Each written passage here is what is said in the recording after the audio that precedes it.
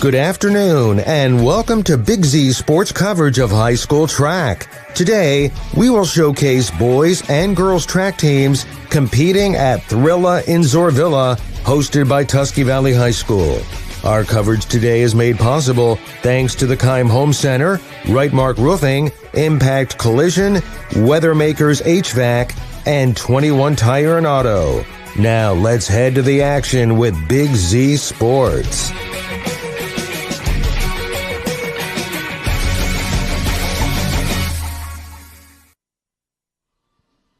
Soaked evening in Zoarville. High school track and field is back on the Big Z Sports YouTube channel. Good evening, everyone. Nick McWilliams, Shannon Thomas, Adam Soeski will be your broadcast crew for tonight. And we are joined by a whole host of folks from the Claxon Communications crew, too, bringing you for the first time ever on our YouTube channel, the Thrilla in Zoarvilla, the 19th version of this. And, Shannon, it is a spectacle to behold every single year. Yeah, I mean, it's an outstanding event. It's got a cool name. You know, Thrilla and Zoarville. I wonder if that's why Batman and Robin didn't come with us tonight for Claxon Communication. Did the name scare him away? Could have been. They probably thought it was some kind of weird villain or something like that. No, this is going to be a great event without a doubt. We are so thankful that looks like we're going to be able to get this in. Had a little bit of weather issues, a little bit of delay there to start things off due to some inclement weather rolling through, but it looks like we're going to have a nice gap that's going to be here, that we're going to get plenty of competition in. And, of course, all season long, track and field on our YouTube channel, brought to you by the Keim Home Center, Right Mark Roofing, and Impact Collision. There's a couple other sponsors we're going to be making mention of throughout the night, alongside those fine folks, too, making this all possible.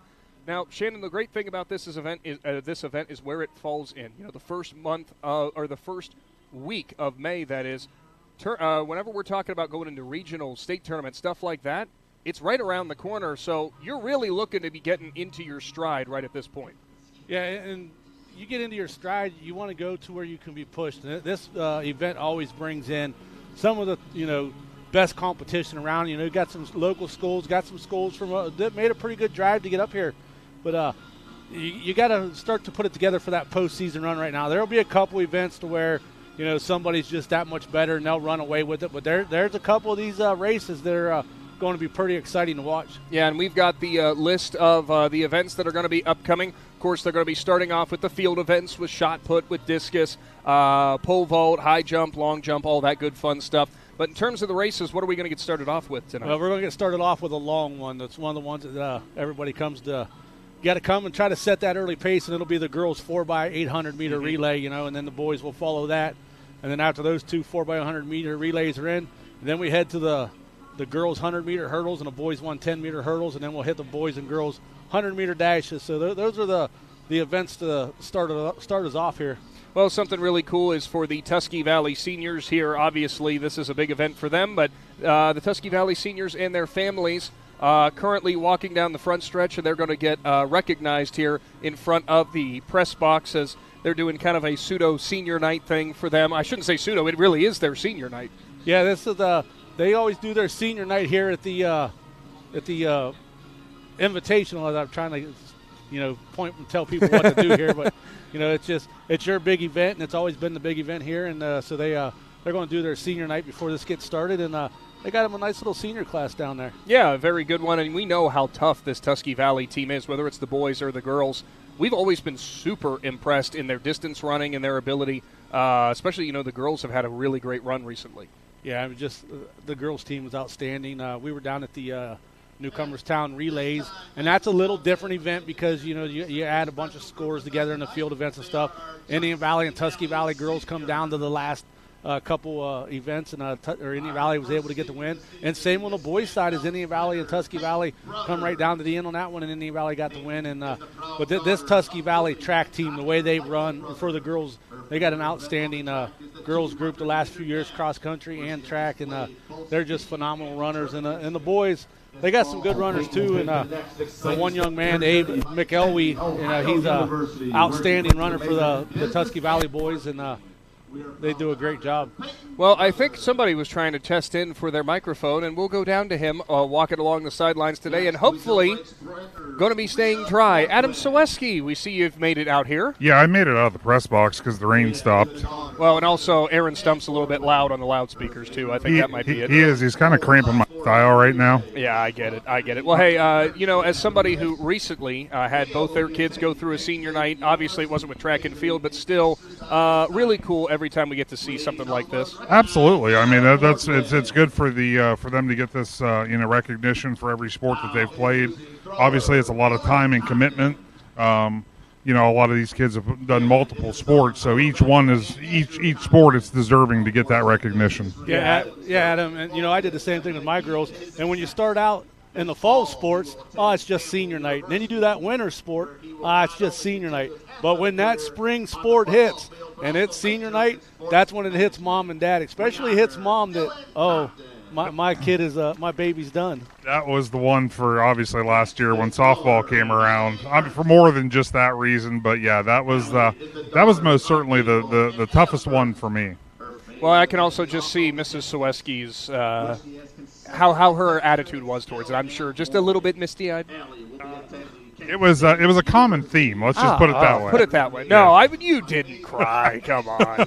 Well, hey, I seen him cry when he went and got cheesy potatoes earlier. That's how emotional that guy is. Yeah, that's those things will make you cry. And speaking of cheesy potatoes, you may be thinking, what in the world are we talking about? Well, we want to give a big thank you here on top of our presenting sponsors and everybody to the Tusky Valley Track Moms. I know Bolivar Pizza also donated a whole bunch of pizza. Kathy Stotzer with those cheesy potatoes and a whole bunch of the food as well. And a lot of people who are making this possible. We got fed, and the volunteers and the staff members here are also getting fed. That was quite the spread they had down there. It really was, and that's the beauty of me being down here. I may, later on in the night be able to mosey on back over to the shed. You know those shock collars for dogs that if they go too far, we're going to have to put one for that shed because otherwise he's not going to be down here for any of the events. Yeah, and it's nice of the like you said, the Tusky Valley Track Moms and Kathy Stotzer and Bolivar Pizza to take care of all the staff and the workers here, because a lot of these people got here right after work. The ones that work at the school come straight here, and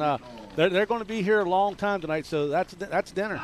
Yeah, it's a delicious dinner at that. Well, as they continue to recognize the seniors here for Tusky Valley, we'll go ahead and take our first timeout, our first official timeout. When we return, we're hoping to be bringing you some updates as we're going to get things underway here shortly. The field events will be starting off, track events soon to follow after that. Get subscribed to the Big Z Sports YouTube channel and strap in, everybody, because we are going to bring you the Thrilla in Zoarvilla coming up next. We invite you to discover Keim Home Center in Charm, Ohio. Keim is your destination for all things home, building, and woodworking. From renovation and building projects to custom millwork needs, our team of experts work with both homeowners and professionals to bring your vision to life. Visit Keim Home Center in Charm or online at keimhome.com. Keim, built on trust since 1911. Commercial building owners, how well do you keep your roof maintained? At Rightmark Roofing, we offer our Bullseye Maintenance Program to building owners to help keep your roof healthy. This includes our 21-point inspection that examines all the essential areas of your roof that require year-round maintenance, a detailed report on the health and status of your roof, priority service that moves you to the front of the line, and discounts that reduce the risk of expensive repairs. Give us a call at 330-275-0088 or visit our website at rightmarkroofing.com to learn more. Is your vehicle banged up? Do you want fast professional service to get back on the road? MPAC Collision offers 2 locations, Newcomerstown and Strasburg, to help you out. Whether you need auto glass repair, paintless dent repair, assistance with warranty and insurance, or just need a free estimate, MPAC Collision has you covered. So the next time you need a repair, visit MPAC Collision online at mpactcollision.com and start your free estimate and learn all about what MPAC Collision can do for you. For over 30 years, Weathermakers Heating, Cooling, Plumbing, and Electric has been your trusted family-owned business in Bolivar, Ohio. From heating and cooling to plumbing, electrical work, and hot water tank replacements, they've got you covered. Need fast service? They offer same-day repairs. Their team of skilled professionals are here to provide quality work on time and with a smile. Check out their top reviews on Google, Yelp, and Angie's List. Your one-stop shop for all your home service needs. Visit weathermakersoh.com to learn more. 21 Tire and Auto is conveniently located on the north side of Navarre on State Route 21 and can handle all your vehicle needs. They carry all major tire brands for passenger, light truck, SUV, agricultural, ATV, and trailer tires. Plus, 21 Tire and Auto can handle just about any repair your vehicle is needing and gives you the comfort of massage chairs to sit in while you wait. To see all they can do for you, find 21 Tire and Automotive Service on Facebook. Hi, I'm Zach Motice with the Tuscarawas Insurance Agency. For all your auto, home, farm, and business insurance needs, contact our team at the Tuscarawas Insurance Agency. Or stop in and see us at one of our 3 locations in downtown New Philadelphia, Sugar Creek, or in Strasburg, providing excellent service to the Tuscarawas Valley since 1885. Everyone here at the Tuscarawas Insurance Agency would like to wish all area athletes good luck this season.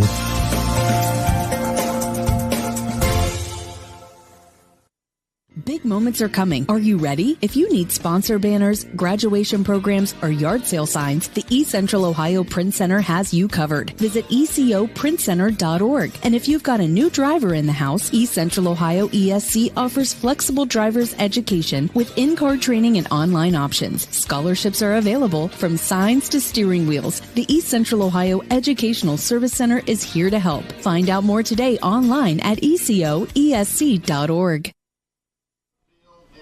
Welcome back to the Thrilla in Zoarvilla here from Tusky Valley High School, and unfortunately, not the update we wanted to bring, but after they got done doing the senior night, Shannon, it looks like we got another delay incoming, a little more lightning, unfortunately, which is really a shame. It looks like it's blown mostly past, but still, obviously, student safety first and foremost, and safety for everybody here. Yeah, it's actually looks like it's a little bit to the east of us, but like you said, it's still close enough, and the safety of the athletes are, first, The parents, if they choose to sit on the aluminum bleachers and wait it out, then that's their choice. That's their choice. But the athletes have to either go get on the bus or get into the school building. So we're going to be under delay probably at least another 35 minutes. I think OHSAA rolls is 35 minutes after every lightning or thunder. So we're probably looking at 35 minutes. So we are going to have a wait-and-see approach here as we roll on. Believe me, they're going to get this in tonight. There are going to be breaks later on today in terms of the weather because we are currently sitting at,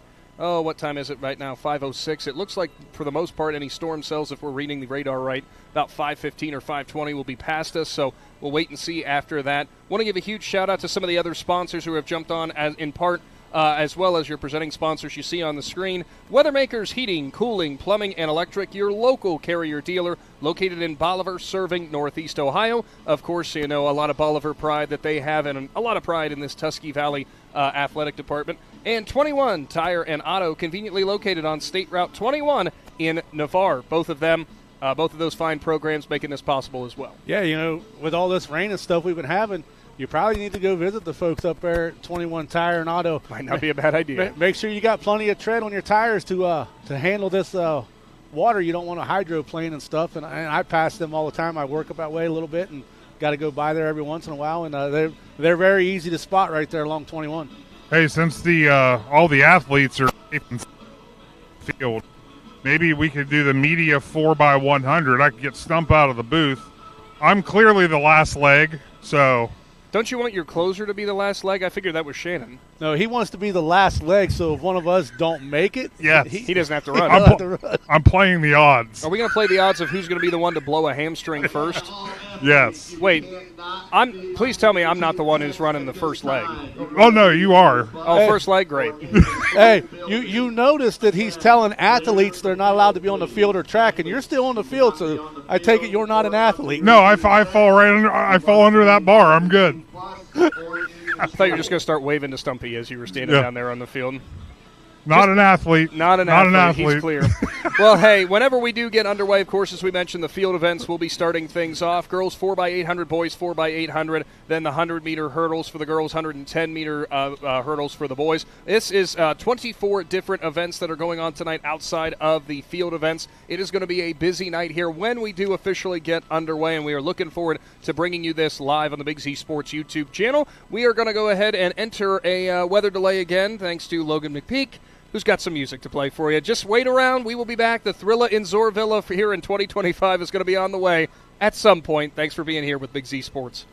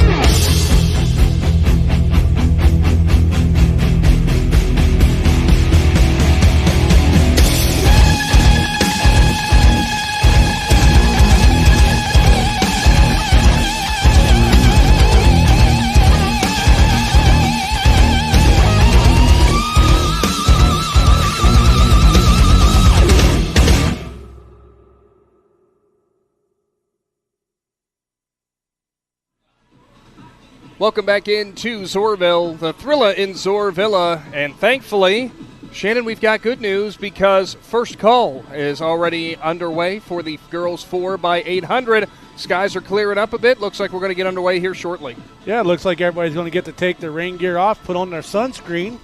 Got Adam down there, got his sunglasses on now, so it's starting to brighten up out there. Yeah, there's a bright thing coming out of the sky, and it's not a lightning bolt this time. Oh, fantastic. Yeah. Hey, we saw you try to take on a hurdle. It didn't look like it went too well, though. No, I was advised to just disregard that idea. Yeah, that's probably a fair idea. Well, hey, we are going to start off with the girls 4x800, and we just had the first call, so it is going to be a little bit. Now, what we're going to be doing throughout the night, of course, on the track events, we'll get you the results as soon as we get them and as soon as they are posted to Mile Split or we get the printouts for those.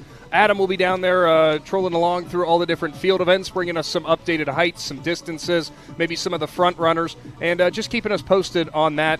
Yeah, we know this is going to be some stiff competition top to bottom, and pretty much every event. Yeah, it's these couple of events coming up.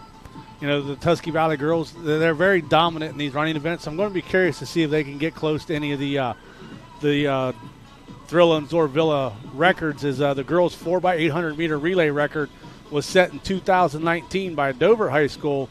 And the record is 9 minutes and 52 seconds. So it'll be interesting to see if anybody can get close to that one. Now, if I'm not mistaken, I believe this girls' team, they pushed under 10 minutes not that long ago, right? Yeah, that's what I'm trying to look at right here. Girls state qualifiers, Tusky Valley last year's 4x800 relay team went to the state, and they're one of the teams to watch here today. So that's telling you they'll be close to that record today. I'd have to go back and reference and see where they were with that, but there's going to be a whole lot of great competition all across the place. You know, we know that there's going to be some boys and girls who very likely in shot and disc who definitely could be going up to the state level coming up this year. Yeah, Macy Anderson for Indian Valley, she just keeps getting better and better. She just PR'd again in her last event with a disc at 120 feet. Shot put.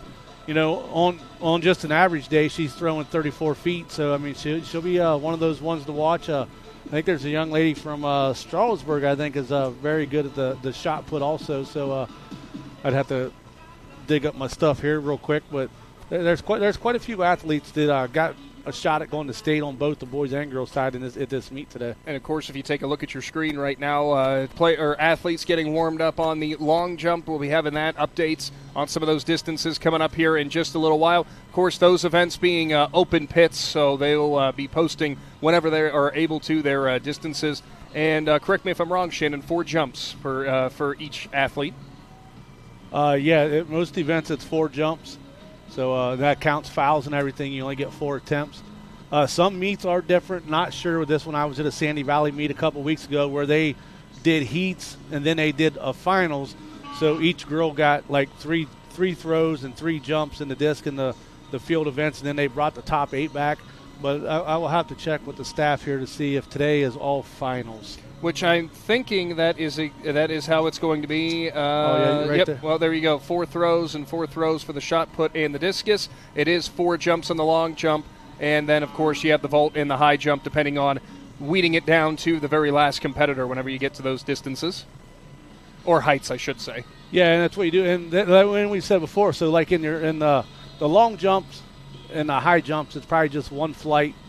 With disc and shots, there'll be 2 flights. So, if you're somebody that's in that first flight, then that's because you don't throw as far as the people that's in the second flight. They kind of put the top throwers in that second flight. So you want to be the one to crash that top 8 if you're in that first flight. So, go out there and PR and see if you can bump into the top 8 and steal some valuable team points. Yeah, and we were looking back for last year, and I believe it was the Tusky Valley girls who picked up the win here in their last home meet.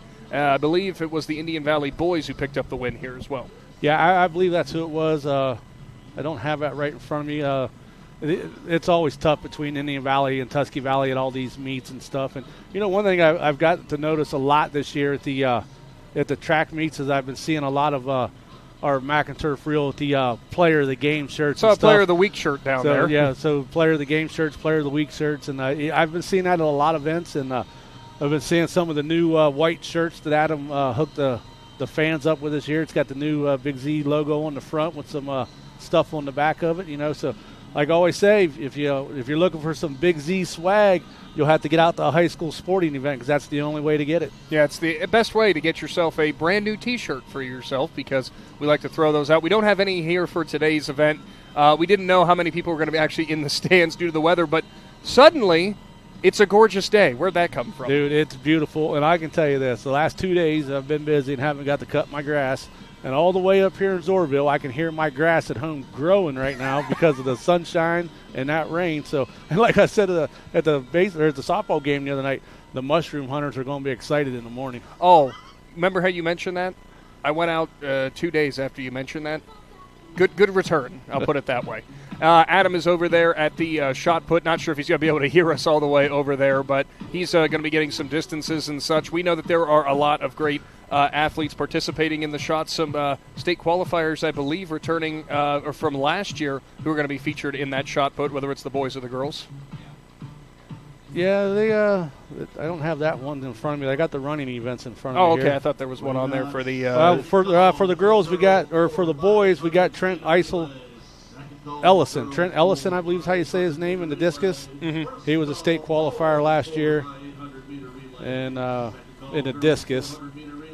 And I believe that was it. So it'd be Trent Ellison of United who will be participating in that. I'm sure we're anxiously anticipating what his throws are going to be. I would have to double check. I thought Macy Anderson from Indian Valley went for the shot put last year, but I'm not 100% sure. So I'll have to get that confirmed. Yeah, we'll see. And that Cody Croy from Ridgewood. Yes, he was state runner-up in the wheelchair shot put. They call it the seated shot put, but.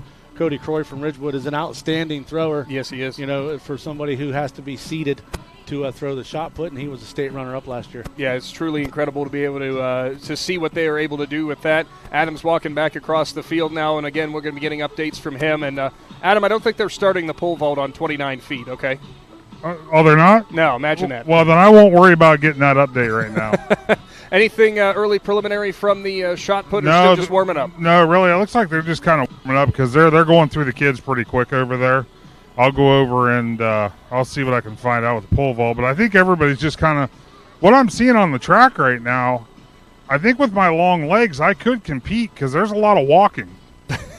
Well, with the pole vault, you won't see any official jumps until the bar goes up. Okay. So you know they're not doing anything. Long jump, they're still doing run-throughs down here.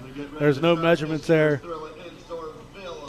So yeah, I don't think they're, like I said, I think it's just kind of still that warm-up period. The only one that has taken official measurements, it look like, is the discus down there. It looks like they got the tape out, so it looks like they're doing official measurements. So we're getting things going with the discus. We'll get you some of the preliminary totals from that and some preliminary throws, or the early throws, I should say, whenever those are going to be coming in.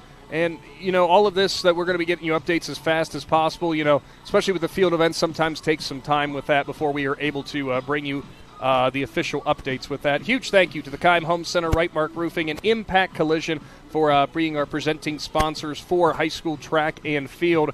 Now, here's my thing. You know, we were talking about this already, but just want to reiterate this point. At the end of the day, yes, you want to win the meet. Yes, you want to win your events. But you're really in a race against yourself, or in a battle against yourself, because we are really inching closer into districts, into regionals, and, of course, into the state tournament. Everybody is focused on their own times, on their own distances and such, and just trying to get one step further. Yeah, and that's what it comes down to. You actually got to beat yourself every meet. It gets hard whenever you go to certain meets that you won't have nobody to push you. And, for example, if I can find the sheet here, one of those examples will be Carson Hostetler in the 300-meter hurdles. He's having an outstanding year. He's already broke his school record a couple times, but I'm pretty sure that there's really not somebody that can push him here at this meet. Now, I ain't saying he can't get beat, because he could easily go out there and stumble over the first hurdle or two, and then he's got to play catch-up. But, you know, the 300 hurdles, Carson has broke the school record, whatever I said it was, 3 times or something. I believe it's 3. But they have 3 flights today, and go figure they're on 2 separate pieces of paper. So we got a lot of papers in front of us. So I have the one, and so Carson's fastest time this year was just the last meet where he was pushed by the kid from Shenandoah. I can't think of his name off the top of my head. Barnett's his last name. Braxton Barnett's his name. So Carson broke the school record at a 37:40, and the closest person to him today is over 3 seconds behind him. So now Carson has to race himself today. You know, you want to get out, you want to train, you want to run hard. But the thing is, sometimes as an athlete, when you got that peripheral vision, he can't see. If he can't see nobody beside him, your mind just tells you to slow up, and you do that. So that's where it becomes hard for athletes. But like I said, it's a race against yourself on days where there's no competition. But Carson has to run the event today because it's an invitational, and they need the team points to try to capture the team title. Well, Adam's going down to the discus to see if we've got any of the early throws here. And, you know, he was saying about we need the Big Z 4x100 team that we could all get together and do that. I think we should try the field events. I think that's less likely for us to hurt ourselves. Yeah, I mean, specifically shot and disc, because we're not doing pole vault, I can promise you that. We throw the disc, where chances are we'll lose a rotator cup. The long jump, we'll probably trip over the board. Who's blowing out a knee doing that? Yeah. It's going to be one of us. You know, and for high jump, yeah, I'm not there unless they let me bring a step ladder. Step ladder or a ramp up to the bar, maybe. Well, all of these schools participating today, of course, we are happy, of course, to continue to support the schools here in Z Country, but going a little bit further beyond, because going through all the other schools that are here for today, you know, you've got the collection of Philo. There's some Philo Electrics who are here. Saw Coventry is in town, of course. Rittman as well. And some Coshocton athletes are here as well. The rest of the rundown would include Meadowbrook and United, as well as some of the local schools like Tusky Valley, Indian Valley, Newcomerstown, Ridgewood, Garaway, and Strasburg all have athletes here today. Now, some of those teams will not have as many athletes as the others, so maybe it will be a little bit harder for them in the team race. But again, the whole purpose at the end of the day is just keep improving on your own stuff. Yeah, so some of those schools choose to just bring certain athletes to certain meets because of the competition. Last week when we did the Bell Legacy Invitational down in Indian Valley, Fairless was there, but they only brought a couple distance runners because they knew the competition for the distance runners. With East Liverpool being there in Shenandoah, they needed to get their distance runners to face some tougher competition to see where they stood for the year, and that's what some of these schools did. Now for our couple local teams, you know, they probably brought full teams with them, you know, and so it'll be interesting. But as you can see now, as the 4x800 girls are walking the front stretch down to the starting line, and looks like the bar is up for the high jump, so they're over there jumping. It's official jumps at the high jump. So it is already off to a good start, as we will say. We're finally actually getting some of the distances and such getting started off, and we'll get the 4x800 on the way here shortly from the girls. I will look if we've got any lane assignments and such. I don't believe we had any of those in front of us yet, but we will see if I can pull those off of Miles Split. Yeah, I think these are the official lane assignments. Oh, you actually already have those. All right. Nope, they can't be because they got it listed as 9 lanes, and it's only an 8-lane track. 6-lane track. 6-lane track. Clear the hurdles off the track. So the girls 4x800 is what we are going to get started with, as we do have 9 entries, but we'll have to let you know. It looks like Tusky Valley's on the innermost lane. Yeah, well, they'll run all 9 teams at once. A couple of them will share lanes just to start because they'll all converge to the bottom. Of course, thank you for tuning in on the Big Z Sports YouTube channel. Get subscribed today. Never miss a broadcast. Get those notifications on. So the teams that are entered in the girls 4x800, Tusky Valley, the team of Ord, Eck, Leeser, and Huffman. Rittman, the team of Bowlby, Gibson, Amos, and Snyder. Indian Valley, the team of Bohr, Shaw, Hershey, and Steele, which they do have Amelia Smith listed too. So I'm not sure which one of those girls are going to run. Some schools enter 5 or 6 girls in case they got to substitute somebody out. Mm-hmm. Garaway, they don't have a team listed. Strasburg, the team of Lancaster, Menard, Wiggs, McKenzie. Ridgewood, the team of Hashem, Marquise, Coble, Palmer. And then they have Moore listed as an alternate. Philo, the team of Toteman, Missile, Lyons, and Mitchell. And United has Hardgrove, Jones, Clunan, and Nazar. And then Coventry doesn't have any runners listed. So we are officially underway. The girls 4x800. It is the Thrilla in Zoarvilla, and fitting, Tusky Valley is out to the early lead, shot out of a cannon there to start this off. Yeah, and they'll have a steady pace. All four girls, when they run their leg, you won't see them change their pace. Their pace is the same the whole race. I mean, like I said, Tusky Valley has an outstanding running tradition up here. I mean, probably the last. Man, I would have to guess at least the last 10 to 12 years, maybe a little bit longer. It's been quite a while. I mean, my twins ran cross country with a lot of girls up here and stuff. My twins just turned 21, and they dominated when my kids ran biddy in middle school and high school. I mean, the Tusky Valley girls have bought into the running programs up here. So your running order after the first lap: Tusky Valley, Rittman, then it's Garraway and Ridgewood, close for third. Strasburg sitting currently in fifth place, Philo following them. Then it is United, Coventry, and Indian Valley on the first leg of the girls 4x800. Of course, all athletes, Shannon, 4 laps around they have to take before the handoff. No, I'm sorry. 2 laps. Two laps around, my mistake. Yeah. All athletes got to take 2 laps. That gives you your 800 meters. Yeah, 4 laps around. Suddenly we've run a 4x1600. Yeah, each so 1 lap's 400 meters, 2 laps 800 meters. So each athlete will have to run 2 laps. Tusky Valley still well out in front as we enter turn 3 with the leaders.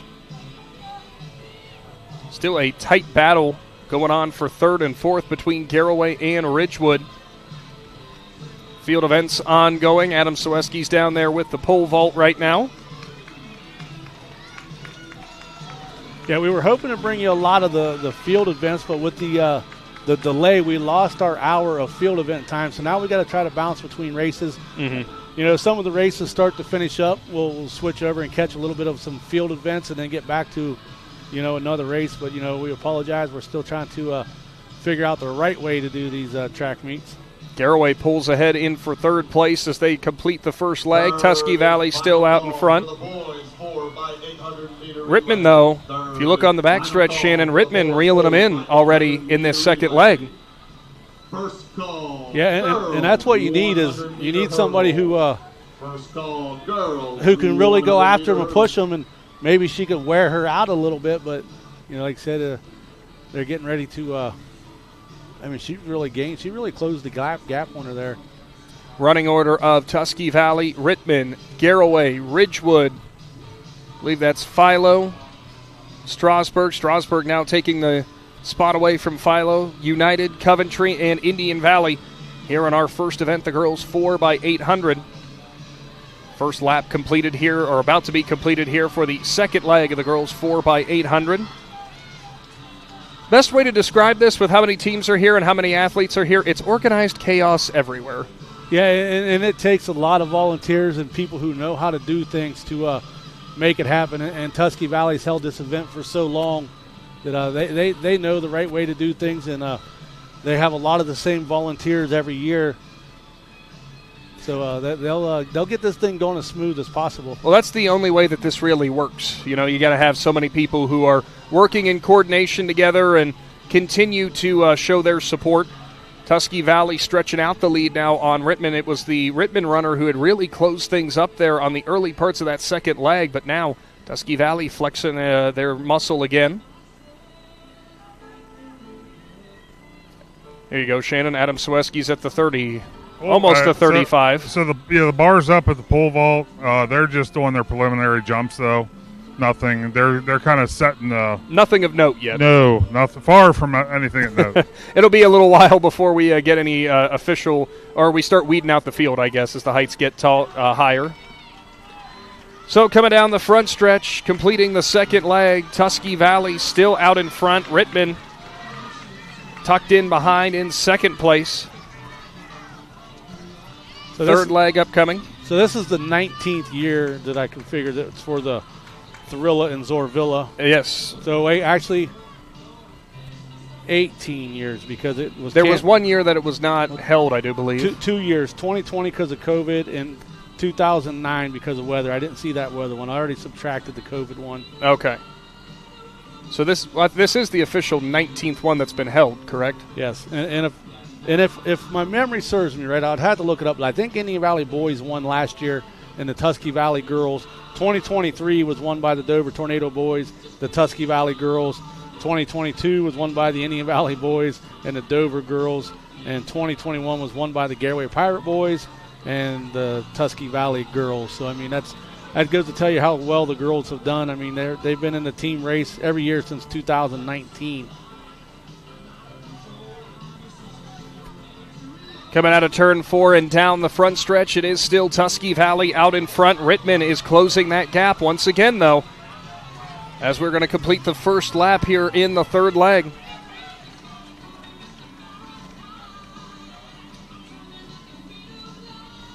Pacing, all the name of the game, of course, in the 4x800, and it's so easy to want to get out of the starting blocks quick and try to push the runner in front of you, but you got to have something left in the tank for that final push. Yeah, and with the Tusky Valley runner, it's one of those things like you refer to auto racing. You're kind of in lap traffic, so you got to watch. You know, one of those girls that just started in front of you is actually a lot fresher than you, so you don't want to start chasing her and outpace yourself. Down the backstretch, Rittman is now inching in front of Tusky Valley here on the third leg. So it might come down to this final leg, Shannon, the final 2 laps, as they're about neck and neck coming into turn 3.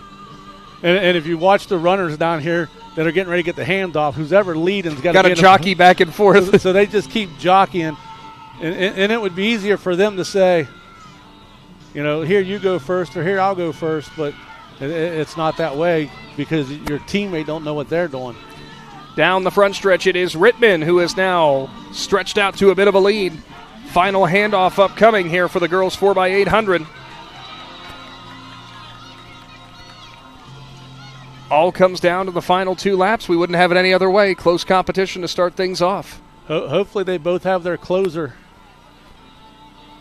Their Mariano Rivera, so to speak.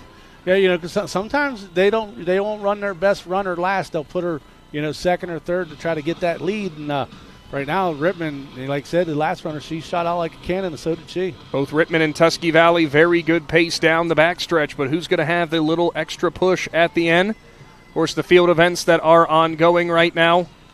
Discus, shot put, very early in the pole vault. Same with the high jump.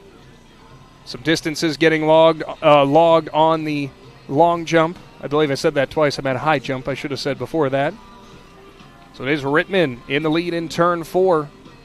Going to have one final lap here coming around. Cool thing to see all the athletes who are warming up on the infield getting ready to go. They take a few moments to offer some encouragement. Rittman out to a pretty good lead here on the front stretch. It'll be interesting to see how they pick this pace up for the last lap, if they continue with their pace or they just kind of step it up a little bit. Boys 4x800 is coming up after this. Currently, by the way, Shannon, because they do use the clock here at the stadium, the Tusky Valley Stadium, or for the Trojans, currently sitting at 8:40 as the runners enter the backstretch. So Tusky Valley does a nice job giving us a piece of paper called 2025 Athletes to Watch at the Thrilla in Zoarvilla, and one of the names listed is Rittman's Annabella Snyder. She got 7th in the 800-meter run last year at state. There you go. So I wonder if that's her that's closing this leg. We're not sure which one it is, but Rittman, overall, they have run a great race. You know, they kind of hung around in second there for a while and then pushed ahead, and as they enter turn 4 and come into the front stretch, it is a big lead over Tusky Valley. Rittman Indians looking to capture the first team event here, or the first team points, I should say. And look at the final push down the front stretch, Shannon, almost a sprint. Yeah, I mean, that's just an outstanding run right there. So Rittman is going to capture the win. Tusky Valley is going to come home in second place. A great start for Rittman here at this Thrilla in Zoarvilla. Yeah, and like I said, her and Tusky Valley just finished their lap, and some schools are just handing off. So now that that's finished, maybe we can slide over to try to catch some of the field events. We'll have to see if we get any updates maybe from Adam, if he's got any of those down there. Also try to bring you some of the seating and such. That was a great time for Rittman. Middle school helper is Meek, Coach Leeser at the 50-yard line. Middle school hurdle hoppers. The Rittman team, by the way, that just ran the 4x800, they had posted a time of 9:48 was their best time prior to this. I think they might have clipped that today, Shannon. They were moving. Yeah, they were moving pretty good, and like we said, the record for this meet is 9:52. So it'll be interesting to see if they break the record. Have to wait and see. As for that Tusky Valley team, it was a great performance for them as well. The girls 4x800 team coming into this matchup, we knew that they had some pretty good times themselves. They were at just over 10 minutes was their team best, and I believe they might have also bested that today, depending on how close the scoreboard clock is here, of course.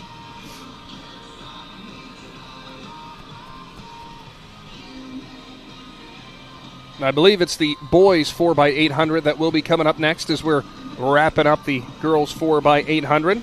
I lost Adam. I was going to ask where he's made his way off to, but I've lost him in the sea of people. Oh, I see him. He was down there by long jump. I think we're going to maybe possibly get some shots of the long jump as coming down the front stretch, Ridgewood, Strasburg, and Coventry as we roll on with the girls 4x800. Speaking, by the way, of what you were saying with the hurdles, Shannon, what you were saying before about it takes a whole lot of people to make stuff like this happen. Everybody who came running down, usually the middle school track athletes who stop on down and help get the hurdles set. Yeah, they do a good job, and somebody's got to be in charge of all those kids. They all got to know where the hurdles go. Every track does it. They use their middle school teams, and then whenever the high school teams or whenever the middle school kids have a track meet, then the high school team has to go work it. So somebody's got to get all those hurdles set out and set in place.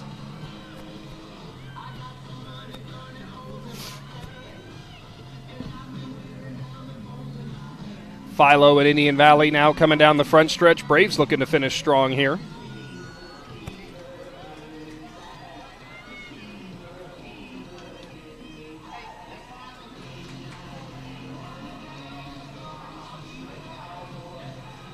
Adam Sawecki's made his way back onto the field.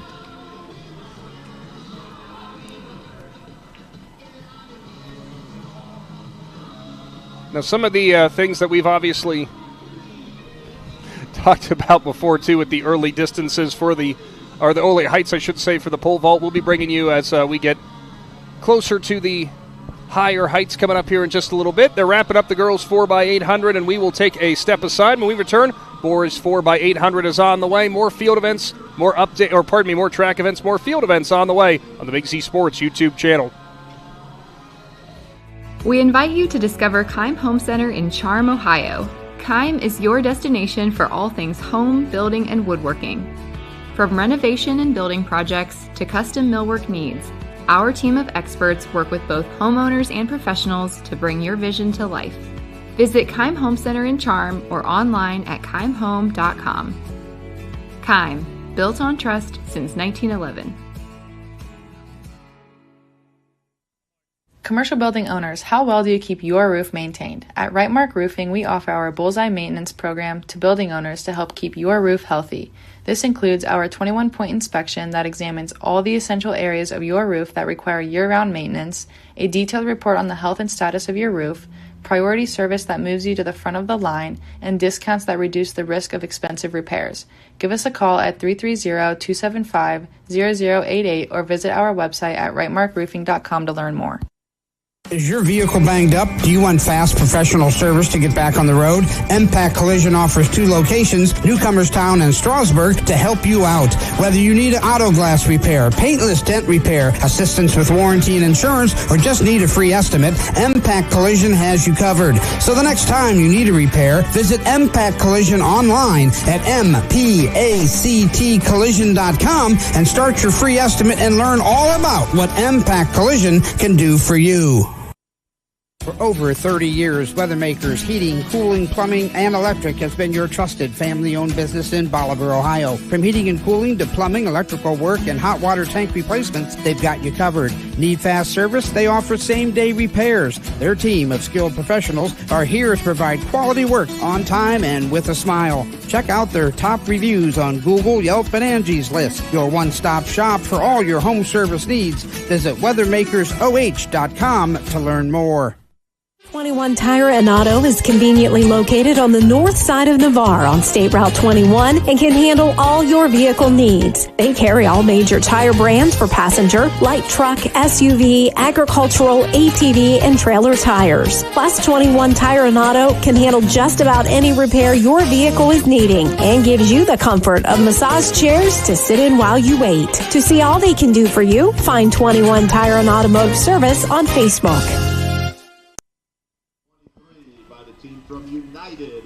Welcome back here to the Thrilla in Zoarvilla. Boys 4x800 underway. Hey, guys. Yes, from sir. the long jump pit, Logan wins from Coshocton. He has the long jump right now at 21-3. 21-3. That is one heck of a mark to be setting here in the early parts of the open pit down there for the boys long jump. Thank you, Adam, for the update. Boys 4x800 as coming around and leading things here in the early goings. Looks like Rittman out to a pretty sizable lead in the first lap of the first leg. Garraway slots in second. Tight there between, I believe, Meadowbrook and Coventry. And then we got a whole pile in the back. United set this record back in 2023 with a time of 8 minutes and 11 seconds. So that's a blistering time for United. One heck of a blistering pace, without a doubt. Of course, as we get official results when they come in, we will let you know all about them. So the Rittman's boys 4x800 team, they went to state last year as a state qualifier. They finished 15th in the state in Division III. Not too shabby, I would say, at all. By the way, Shannon, we do have the official times for the girls 4x800 relay. For Rittman, how about this for a pace for you? 9 minutes, 36.61 seconds. Well, Rittman just set a new Thrilla in Zoarvilla meet record because they beat it by 20 seconds. Tusky Valley would have also bested that time as they had a 9:44.77. So the Tusky Valley girls, a great time for them. Remember, Shannon, the girls 4x800 team, what they were seated at was at a 10-minute mark. So they did a great job there against their own season best so far. Not sure what the school record is for Tusky Valley, but that is still possible. And who is that? Rittman that is out front right there? That would be Rittman, who is way out in front right now for the boys 4x800. Into the second leg. By the way, that Rittman team that was in lane one, that is the team of Logan Chaplin, Caleb Belender, Brian Valero, and Luke Snyder. You want to talk about blistering paces? They are heading turn 4 while the rest of the group is only about halfway down the backstretch. Boy, Rittman is showing out in a big way in the first two events. Yeah, so the 4x800 meter results, like Nick said, with a new meet record with 9 minutes and 36 seconds, was Rittman, the team of Brooke Bolby, Celia Amos, Merrick Gibson, and Annabella Snyder. Tusky Valley finished second, Garraway's third, Ridgewood fourth, Strasburg fifth, United sixth, Indian Valley seventh, and Philo eighth, with Coventry coming in ninth. So those are your official results for the girls 4x800. And I got to give my usual public service announcement is sometimes I say kids' names wrong, and I apologize if I do. We do always apologize whenever we butcher them because it does happen from time to time.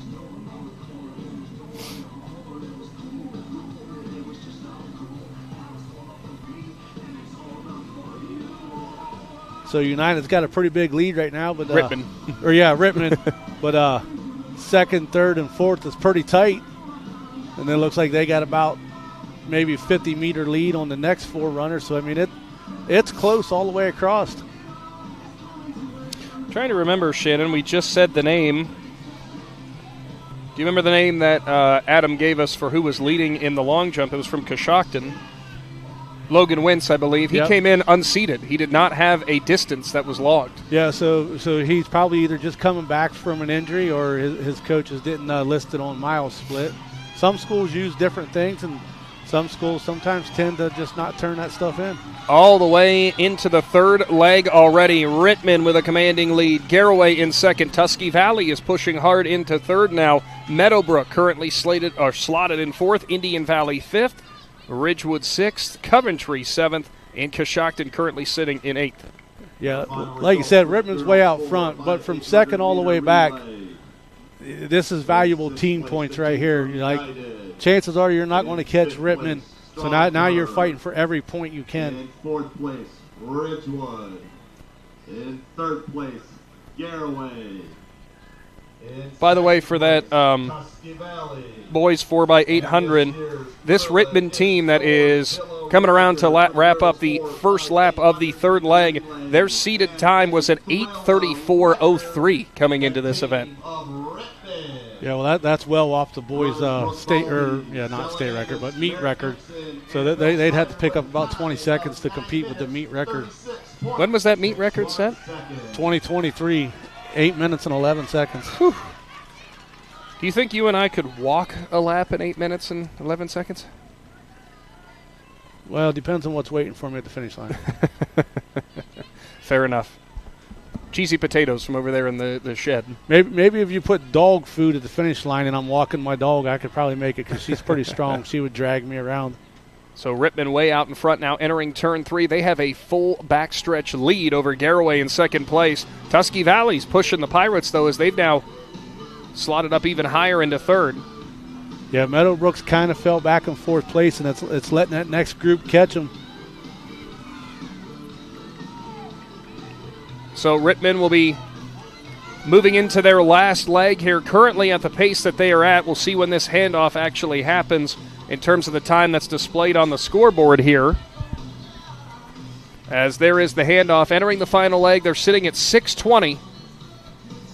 So that's about... Hey, guys. Yes, sir. I don't know if you can hear me or not. I can hear you. We just can't see you. Girls high jumps currently jumping 4-4. 4-4 for the girls high jump. Thank you, Adam. And Tusky Valley takes over second place over Garraway down the front stretch. Hurdles getting set out,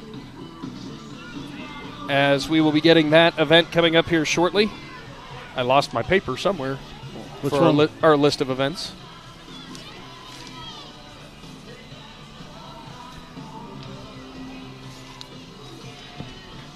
And there's a young girl in the hurdles from United. I think it's where she was from. See if I can find her name. She was she went to state last year. She's one of the ones to watch.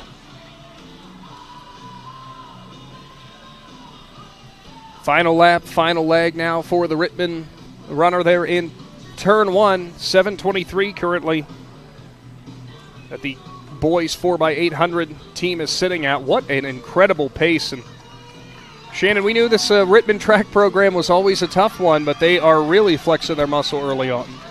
Yeah, and if this is what you specialize in the distance runs and stuff, there's where you got to get your points in case you tend to lose them in other events, so you want to make sure you sweep them. And that young lady I was talking about for United is Brinsley Hiscock. She placed fourth in the Division III hurdles last year, so she'll be the front runner. But also got Tusky Valley's Madeline Benner. She went to state last year in the hurdles, so she'll be some competition for her. Hey guys, I just talked to Clayton Fish. He was in the long jump line, and I asked him. I said, "Hey, with less hair, do you jump further?" And he goes, "Yes, I'm more aerodynamic now."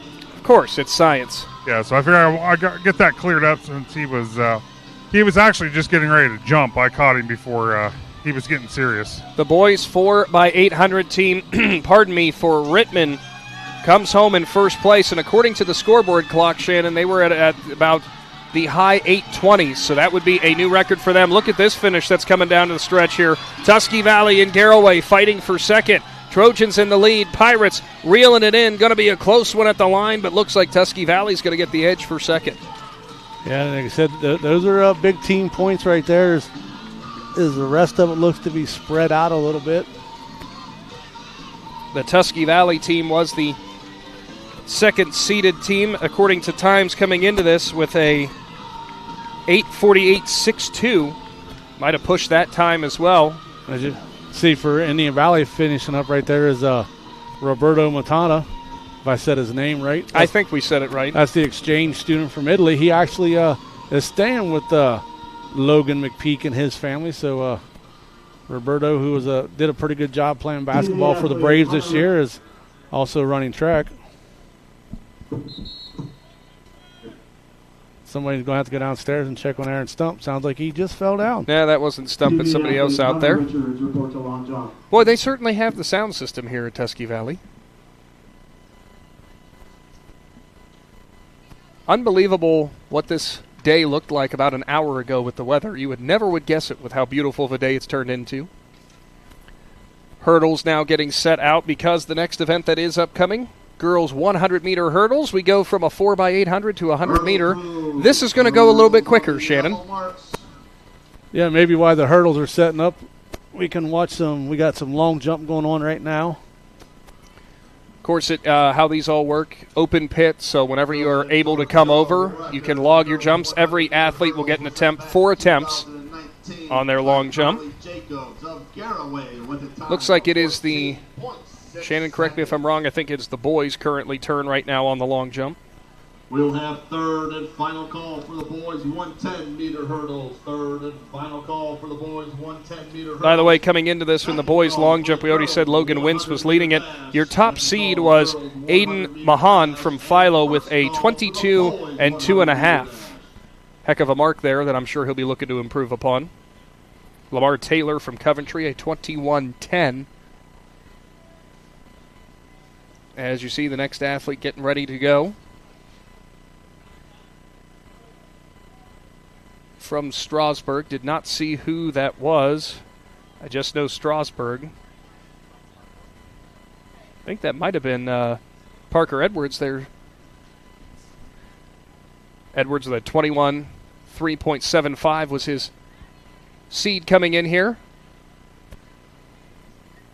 A name for Strasburg fans, Shannon, they'll recognize from the football field and the basketball court.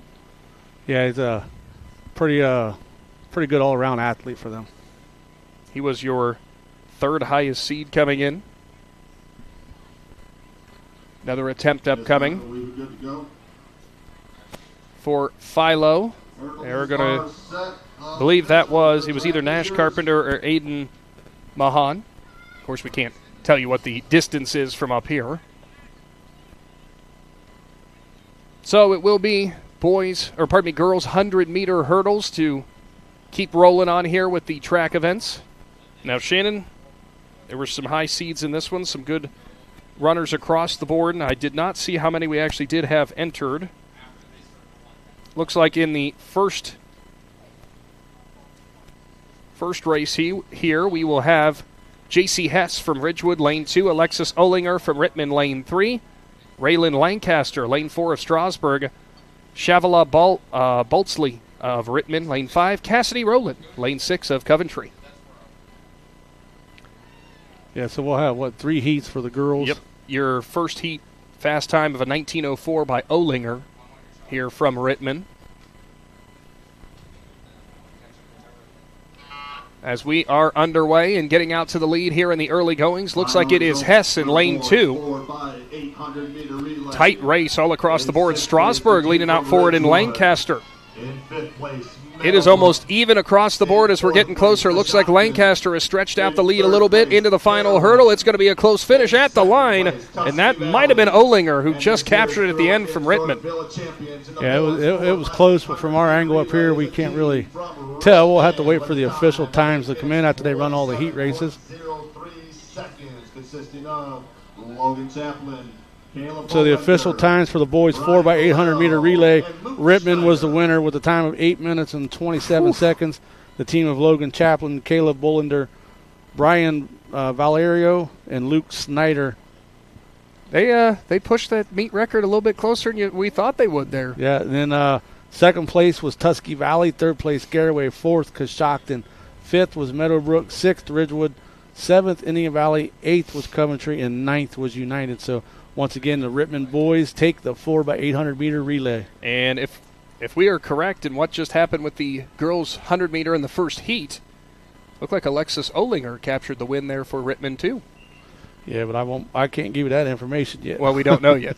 So in this heat, Maddie Boylan from Strasburg, lane 1. Kyla Wallach, lane 2 for Tusky Valley. McKenna Stalker, lane 3. Philo, lane 4. Evelyn Hoover of Newcomerstown. Drew Daughtry, lane 5 of Meadowbrook. And Akila Estvenko from Coshocton, lane 6. You know, like we said, the third heat will be your fastest seeded times. So if you're in the first heat or the second heat, your job is to try to crash the party and get a time up there that would put you in front of some of those girls to get the points. We are underway. It is Wallach from Tusky Valley. Looks like she's up front. Take that back. Coming up there from Newcomerstown, it's Hoover. Hoover way out in front, heading into the final 3 hurdles. Hoover still with the lead as she will make it across the final one, and a great time there for Hoover, who came in with the second fastest time into that heat in the seed with a 17:38. Good showing for her. Yeah, and, you know, clock is stopped at a 17:2, so we'll see what that actually ends up being for her time. So the first 3 girls or so made that look really easy. So that tells you what kind of a race we're in for right here. Like we said, we have the young lady from United who placed, I think I said 4th in the state. I believe so. Lane 1, Alana Allen of Indian Valley. Catherine Stoney, lane 2 of Meadowbrook. And it will be Brinsley Hiscox of United, lane 3. 15:22, as Shannon mentioned. Aubrey DeLong, lane 4 of Philo. Gianna Miles, lane 5 of Indian Valley. And Madeline Benner, lane 6 of Tusky Valley. Second flight of the girls' discus is getting ready to start. Thank you, they're about halfway through over there. Sounds good, and we will get you that distance, whatever the winning distance is, once we get that. Appreciate the updates from Adam. You're going to be getting your steps in down there today, Soeski. I am. I'm on the cushioned grass. I'm glad they left it long for me tonight. Yeah, it's like walking on a cloud out there right now. It is.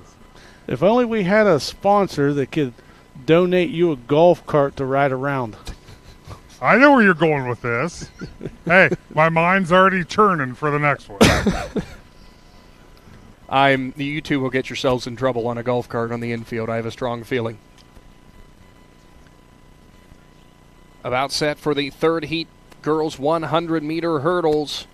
Brinsley Hiscox, look out for her in lane 3. 15:22 is her seated time coming in.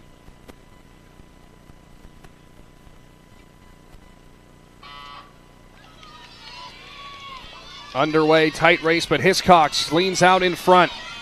She's got the lead over there of Stoney of Meadowbrook, and now she's stretching it out into the final 3 hurdles. Hiscox will cross the line. Good time for her. Don't think she's going to push her 15:22, but still a good showing.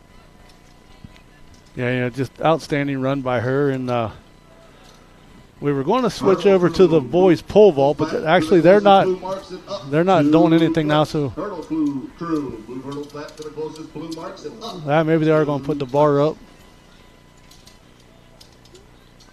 By the way, the event record here for the girls 100-meter hurdles, Shannon, set back in 2019 by Carly Jacobs of Garraway, a 14.6. She set that back in 2019. That's an impressive run. We've actually got a camera down at the pole vault pit right now as they're getting the hurdles ready for the boys race, and as soon as they get warmed up and everything and get in the blocks, we'll switch back over to that. Josiah Klassner comes in as your highest seed with a 14.6 is his highest he has cleared this year. Thrilla in Zoarvilla record held by Zach Love of Indian Valley back in 2019 of 15.2. Wouldn't be surprised if Klassner tries to push that today. Yeah, Klassner's he's PR'd at 2 or 3 events this year, and I've said it before at some of our other events. This is only his second year in pole vault. He decided as a junior last year to come out and start pole vaulting. And last year, his first meet, his dad is Abe Klassner, the Indian Valley boys coach. This year, he's first-year coach. And he said his very first pole vault wasn't very pretty. He said, but now all of a sudden here we are. I think after last week he was ranked 5th in the state with a the highest jump so far, so not too bad for a kid that picked up a pole vault last year. In this upcoming boys 110 meters, the record set in 2010 is that of United for Stephen Baker with a 14.3. We will have 3 heats, as we'll get you the starting order here shortly.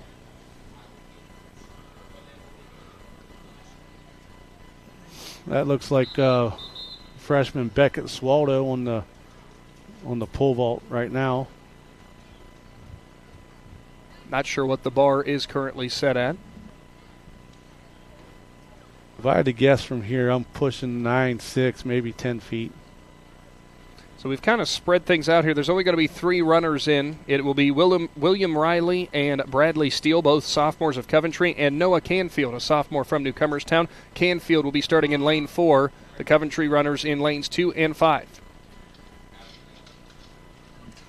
Getting underway, and about halfway through, it's Canfield who's got the lead in the first heat of the boys' 110-meter hurdles. He will clear the final one and will cross the line. Canfield, I do not believe, had a time seated coming in here, so good start for Newcomerstown in the first heats for the boys' 110 hurdles.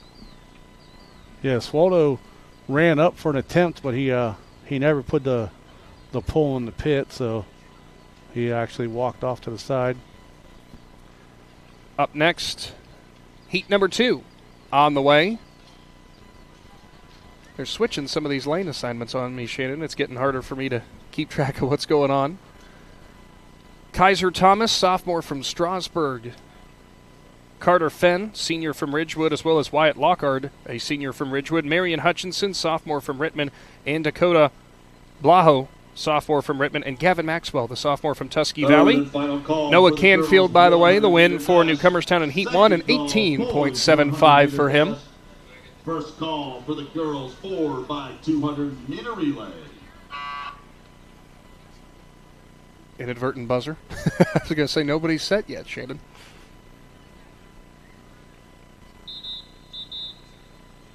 Going to get you some distances from the shot put for the boys as Adam's down there watching some of the athletes log some distances.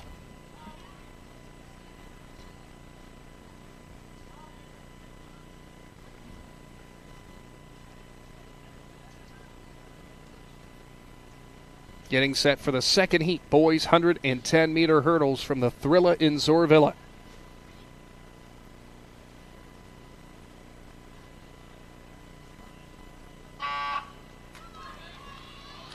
Underway and out of the blocks, it is the pairing for Ridgewood of Lockhart and Fenn up front, getting pushed, though, by Maxwell on the innermost lane closest to us. In fourth place, Madeline Brenner. Heading into the final hurdle, and a stumble there, but keeping his lane, and I believe it might have been Ridgewood who goes 1-2. Kaiser Thomas from Strasburg right behind, though, in a close third. And this year's Thrilla in Zoarvilla champion in the girls' 100-meter hurdles is Brinsley Hiscox from United with a time of 16.27 seconds. So as you can hear in the background, the girls 110 hurdles is final, as like we said, United's Brinsley Hiscox won with a time of 16:27. Second was Catherine Stoney of Meadowbrook. She PR'd with a time of 16:64. And third was Gianna Miles of Indian Valley. And she also set a new PR today with a 16:86. Followed up in fourth place by Madeline Benner of Tusky Valley. Fifth place, Aubrey DeLong of Philo. And sixth place, Evelyn Hoover of Newcomerstown. And Evelyn actually ran that second heat race. So like I said, she crashed the party and went up there and stole the last team point. Your fast heat now for the boys' 110-meter hurdles. Deacon Scott and Alex Evans, a pair of seniors from Philo. Logan Burrier, the sophomore from Indian Valley. Junior Joseph Ochow from Meadowbrook, and Jaden Black, a sophomore from Meadowbrook. And sophomore Carson Hostetler for the Indian Valley Braves. Stephen Baker, as we mentioned before, has the Thrilla in Zoarvilla meet record, which was set back in 2010 with a 14.3. From the guys shot put, what they went through the first time, Gage Moore, I believe, is leads as of right now. He threw a 52-1. Oh, Lord. Thanks for that update, Adam. So what you're saying is 3-sport athlete, right? Yes, and of course Gage Moore from Strasburg. I should have said that. I think most of the people tuning in, if they heard Gage Moore, they knew where he was coming from. Underway, it is Carson Hostetler who jumps out in front quickly for the Braves. He's flanked by 2 Philo runners in both Evans and Scott. Hostetler getting pushed a little bit from the inside, but he still has a pretty good lead as he will cross the line. And it looks like possibly coming home in third was Jaden Black for Meadowbrook. Please get him off the track. Thank you. Now, again, we always have to wait for official time, Shannon, because they do use the scoreboard clock here, as you said. It was listed as a 14.2, meet records a 14.3. We'll see what it ends up actually being.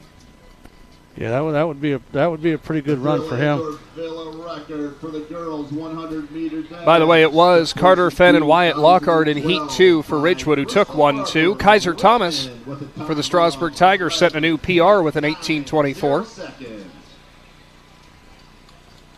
Yeah, if Hostetler ran a 14. So that wraps up the boys' 110-meter hurdles. Up next, your fastest event, the girls and boys 100-meter hurdles upcoming. Dash. Or I said hurdles again, didn't I? I just read hurdles. Thank you, 100-meter dash. Yeah, we're doing the hurdles all over again. I was going to say they'd be playing games with the hurdle guys because they just had to pull them off the track. Well, they just wanted to reset and practice. They wanted to move all the hurdles back about 6 inches and see if it messes up with anybody. I like it. Messes up their step count. Mm-hmm. So, first heat, Victoria Price from Rittman, Audie Boutrim from United, and from Strasburg, I do not have the name listed here, and it looks like it's going to be the Rittman runner in Price who is out in front, and she's going to capture the win. High seed coming in was Boutrim with a 15.09 of United. Looks like she came home in third. Heat number 2. By the way, there are 4 heats here for the girls 100-meter. Madison Brink of Coshocton, Sully Garland of Newcomerstown, Nilsa Rivera of Meadowbrook, Emily Truex of Coshocton, Molly Maple from Ridgewood, and Kayla Jordan of Coventry.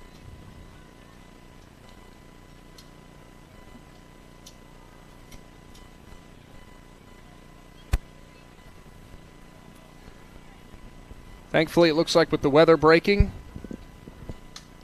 a whole bunch of people have filled the home sidelines here. Yeah, the crowd has turned out. It's a beautiful view over there, over top of the old high school, out over into the farmland. Getting very, what do you want to call that? Very sentimental. Yeah. So you're going to say nostalgic? Or? Well, Thrilla and Zoarvilla, I'm just kind of waiting to see a Bigfoot or something comes walking out of that hillside over there once it starts to get dark. We'll let you go handle that if that's the case. I'm going to stay up in the press box. So I listed off the starters, but we've only got 3 girls down in the starting blocks for this next heat. And they're off. Meadowbrook, Ridgewood, and Coventry. So I believe it is Rivera, Maple, and Jordan, and out in front it is going to be Rivera. And it looks like Rivera is going to capture the win. From Indian Valley. In 4th place, Alex Evans from Philo. In 3rd place, Jane Black from Meadowbrook. We can just let Stump read the results. It's loud enough, I think. Deacon Scott from Philo. And this year's Thrilla in Zoarvilla champion in the boys 110-meter hurdles is Carson Hostetler from Indian Valley with a time of 14.82 seconds. Thank you, Mr. Aaron Stump. Yeah, I could just, once all the field stuff's done, I'll just go sit by him. I'll just give him our mic. That'll work. You won't have, your job will become incredibly easy from there. Heat 3, Aria McDaniel from Indian Valley, Tawny Gotke of Philo, Avery Kearns of Meadowbrook, Haley Klassner of Indian Valley, Kate Farthing. I said Haley again, didn't I? Yep, Hallie Klassner of Indian Valley, Kate Farthing of Strasburg, and Peyton Brothers of Tusky Valley. Hallie. I'm sure Tom would have let me know afterwards if I said it wrong. This is the second to last heat here for the girls 100-meter dash.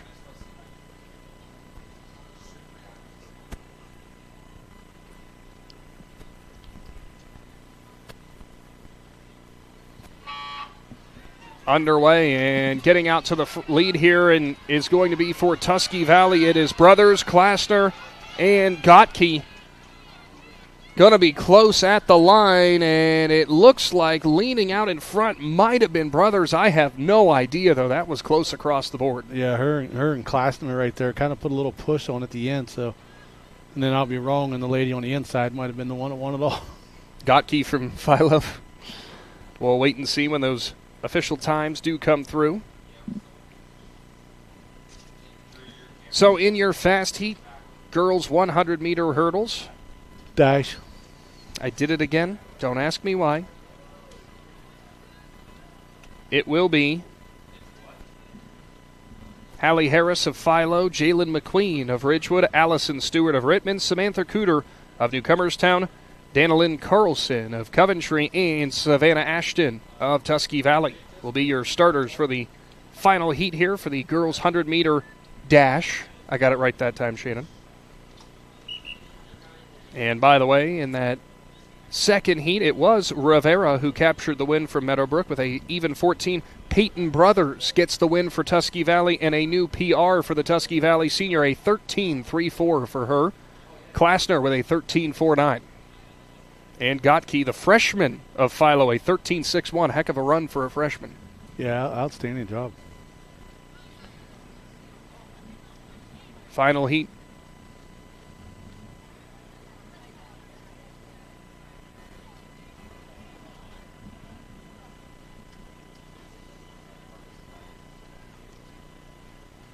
Runners come set. Underway. McQueen shoots out of the blocks quickly for Ridgewood. On her inside is going to be Ashton from Tusky Valley.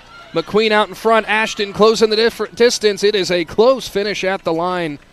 We'll get you the official times coming up here shortly. Yeah, like I said, McQueen got out of the blocks hard, and she had a little bit of advantage right there, but the young lady from Tusky Valley chased her down. For the girls, 4x200 meter relay. By the way, the meet record for the Thrilla of Thrilla in Zoarvilla in 2012, Shannon from Rittman, Crystal Barber with an 11.90. For the girls, 1600 meter run. Yeah, I was talking to Logan. Oh, I said the official record for the girls 100 meters, 11.9, set by Rittman back in 2012 with Crystal Barber. Yeah. Going to get you some more field events here after the boys 100 meter, as we're going to try to go back to, I believe, discus. Wait, I think he made his way to the pole vault. Oh, was it pole vault? Okay. Hey, Logan, if he's at the pole vault, you can leave him at the pole vault. This is live editing happening in front of you. Yeah. Got the official times for the girls 100 meter. Savannah Ashton gets the win with a 12.96. McQueen posts a 13 seconds even. Hallie Harris with a 13.2 for Philo.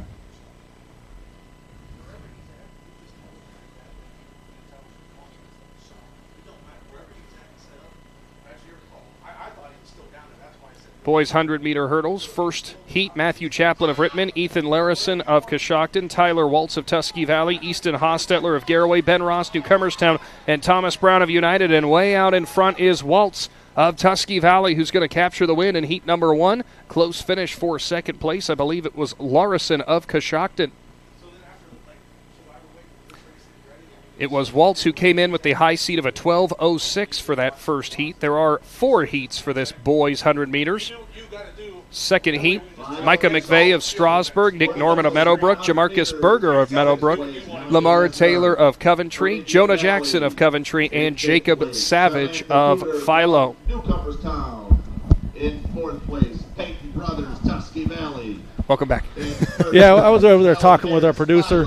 Because of the way the field events went, we didn't get a lot of field event coverage, so now we're trying to get cameras set up to where as soon as they cross the finish line, he can switch to another camera and stuff. So I just wanted to go make sure he was on the same page with us. You know, we appreciate everything these young kids from Claxon Communication do, and when we get these weather delays, we kind of all get some wrenches. We all get thrown a curveball, and everybody's just trying to catch up. No, this is track and field, Shannon. We're not doing baseball or softball today. Well, if we was there, it would be raining too. Second heat, McVeigh, Norman, Berger, Taylor, Jackson, and Savage. 2 Meadowbrook runners, 2 Coventry runners. flanked by Strasburg and Philo. Best seeded time coming into this second heat is at 11.55 by Jamarcus Berger. He'll be in lane 3.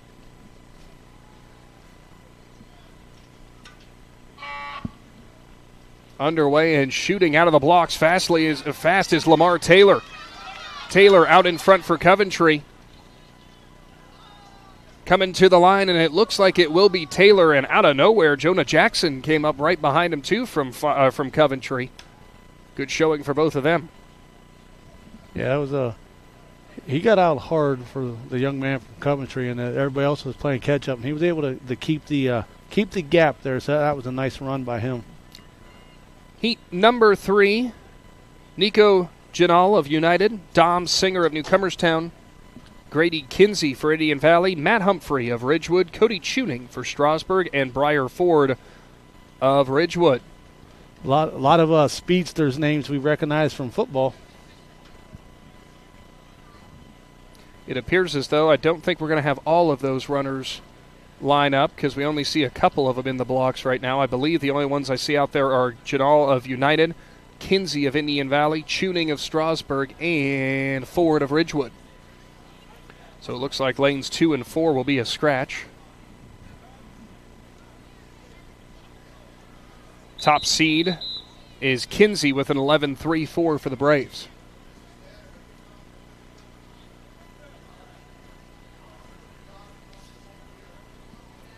Fast heat will be next for the boys, 100 meters. Yeah, I see Indian Valley's Owen Faulkner standing down there. He's been out with some injuries, so it'll be interesting to see if he lines up. They got more update. 52-1 held for Gage Moore from Strasburg, so he'll be the shot put champion. Good call on that, Adam, and thank you for the update. My, oh my. Got a false start. We did. All the way out here in the far lane, so he scratches now. Gage Moore came into this, by the way, as the top seed with a 54, so he will get the win. Thrilla in Zoarvilla record is of Tyler Thompson of Rittman with a 63-1 set in 2023. Well, I know they're not here today, but if you ever get a chance to watch the young man from Malvern, I can't remember his first name, but his last name's Bowe. Oh, yes. Parker Bowe. Yes. Logan just reminded me of his name. Underway, out in front, it is Kinsey, followed up by Tuning. Actually close between Janal and Tuning. Crossing the line and capturing the win in Heat 3 is Kinsey of the Braves. Yeah, Parker Bowe, only a sophomore for Malvern. He won the shot put, and I think maybe even the disc in junior high and state. And I got to watch him a week or two ago up at the Sandy Valley Invitational, and he threw the shot put. I think it was 59 feet that day, and he wasn't happy about it. 59 wasn't quite far enough. Some big things on the way for Mr. Bowe. Pole vault's set at 11.6 right now. 11.6. Thank you for that, Adam. If you get a running start, you could clear it. So we have our camera set up down at the pole vault. Is 11 inches? Yeah. 6 millimeters? Yes, I got it. So Kinsey gets the win, 11.42. Tuning, by the way, gets second. A new PR from him from Strasburg with an 11.93. Good running for Mr. Tuning. Fast heat, Marcus McNichols of Tusky Valley, Andrew Wicker of Garraway, Aiden Mahan of Philo, Logan Wentz of Coshocton, Colin Durling of Rittman, and Owen Faulkner of Indian Valley. As it looks like on the innermost lane, it will be Durling of Rittman, Faulkner, lane 2 for the Braves, McNichols, lane 4 for Tusky Valley, Wicker of Garraway in lane 5, and lane 6 for Coshocton will be Wentz. So Aiden Mahan of Philo will be a scratch for this heat.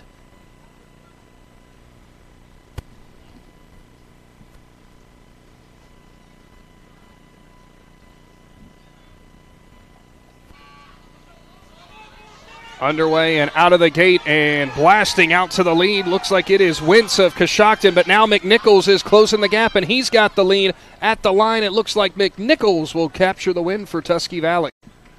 Yeah, he strong run right there for McNichols.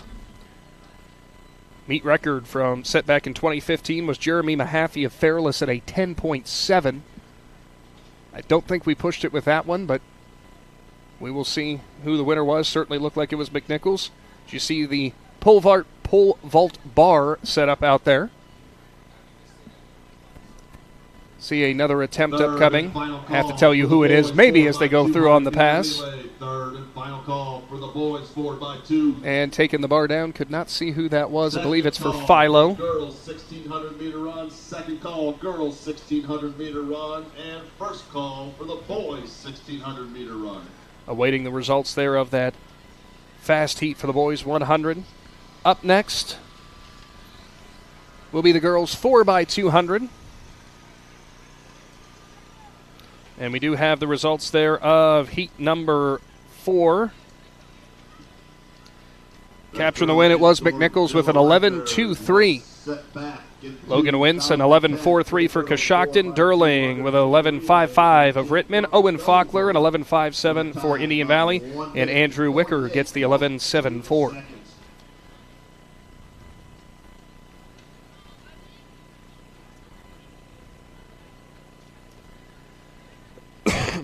Yeah, the official times come in. Marcus McNichols wins it, but Grady Kinsey, who was in the third heat, or was he the second heat? Third heat. Yeah, third heat. Grady Kinsey was in the third heat. His time placed him second overall. Yes, it did with the 11-4-2. So Marcus Nichols is your winner with 11-23. Grady Kinsey gets second. Logan Wentz from Coshocton gets third. Colin Durling from Rittman gets fourth. Owen Faulkner gets fifth from Indian Valley, and Lamar Taylor picks up the last team point from Coventry. So, like I said, Taylor was in that second heat race, and he jumped into the points. And Kinsey was in the third heat race, and he jumped all the way to the top of the board, except for first place, Marcus Nichols. And for McNichols and Kinsey, almost nothing in that race. There was, pardon me, between Kinsey and Wentz, it was only 1/100th of a second. Yeah, Kinsey was 11:42, and Wentz was 11:43. And then Durling was 11:55, and Faulkner was 11:57. So, outstanding times there in the 100. So up next, the girls 4x200. It will be 2 heats. Heat 1, Coshocton, Coventry, Garraway, Rittman, and Strasburg. So the girls' official results of the 100 meter is first place was Savannah Ashton from Tusky Valley with a time of 12:96. Second was Jalen McQueen with a time of 13 flat. And third was Hallie Harris from Philo. Fourth was Peyton Brothers from Tusky Valley. Fifth was Samantha Cooter of Newcomerstown. And sixth was Hallie Klassner of Indian Valley.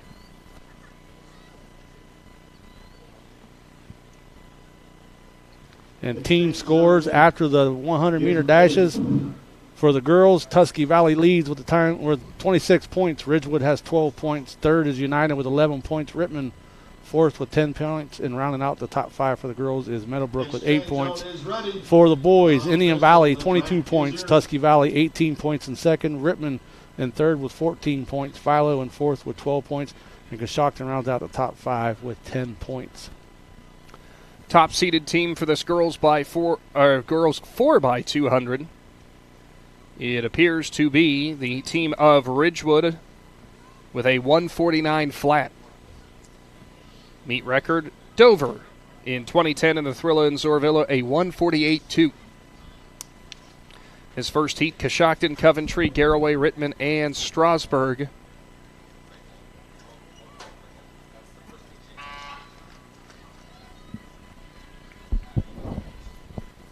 I believe, though, we only have 4 teams that are out there right now.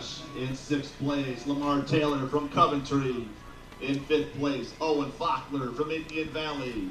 In 4th place, Colin Durling from Rittman. In 3rd place, Logan Wentz from Coshocton.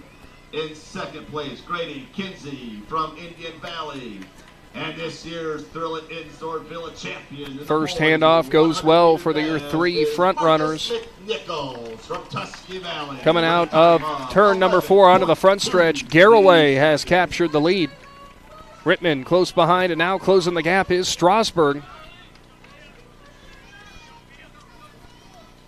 Things tightening up getting closer to the next handoff.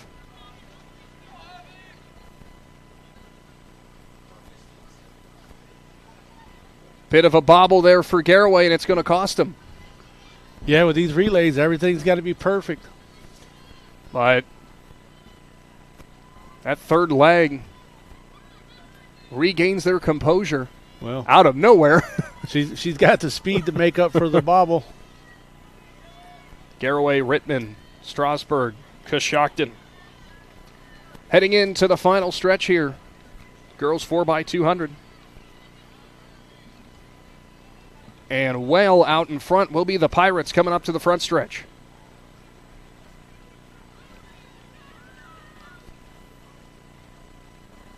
Big win there for Garraway in the first heat of the girls 4x200. Lady Pirates doing a great job there. Coshocton comes out of nowhere now, and they're moved up to third.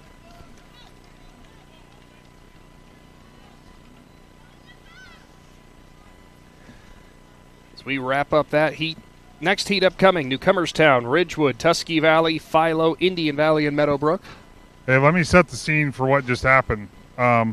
So, girls' high jump is at 4.8. Okay, they're waiting on one more jumper. 3 have already cleared it. They were getting set for that race, and I was standing next to an official with my microphone. Mm-hmm. She gets them all set, and she looks at me. She goes, "Are you announcing it?" The start. She thought I was the starter down on the track. You look so official down there. That's what it is. I'm like, well, I do find myself in weird situations at track meets. You have a voice that carries enough. You could do it. Well, I had the 29-foot mention last year, and now I'm a starter this year. You're a man of many talents. Just tell them you're only here for the cheesy taters. So lane 1, Newcomerstown. Lane 2, Ridgewood, Tusky Valley. Lane 3, actually, that might be changing a little bit here.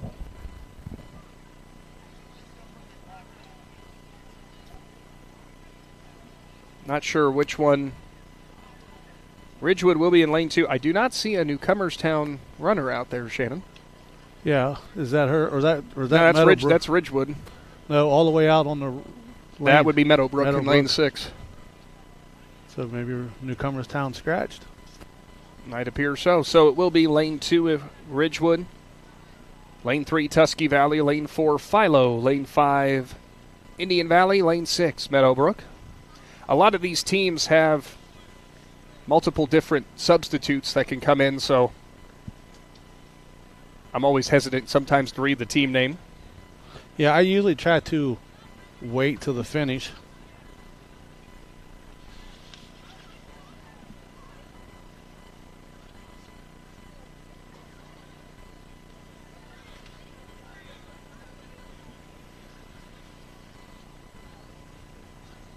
So, as Adam said, the girls' high jump at a 4'8" right now. Not sure what the pole vault is at, but it looks like, I believe. It looks like Beckett Swallow getting ready to go on the pole vault. Couldn't quite clear that. Swallow only a freshman for the Braves. He's actually the number 3 guy in the pole vault, but McPeek has been battling an injury, and Swallow stepped in and. He's had a phenomenal last couple meets. Was only as a freshman. I know he PR'd up at Sandy Valley. That place went crazy when he cleared. I think it was 11-6 up there. So done a nice job getting team points and getting better competition. About set for the fast heat of the girls 4x200.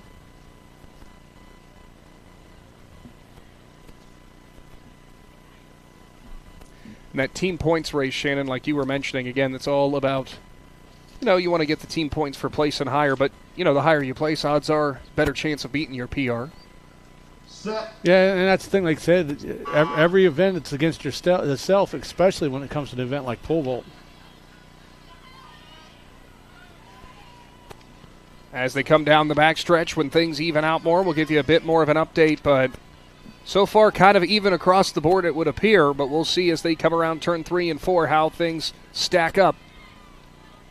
Tusky Valley's 4x200 team and Philo's 4x200 team both went to state last year. Now, mind you, there might be a girl or two different as a couple kids might have graduated. But bit of a slow handoff there for Meadowbrook. Coming down the front stretch, it will be Indian Valley who captures the lead. Heading into the third leg, Philo close in tow. Tusky Valley and Ridgewood battling it out.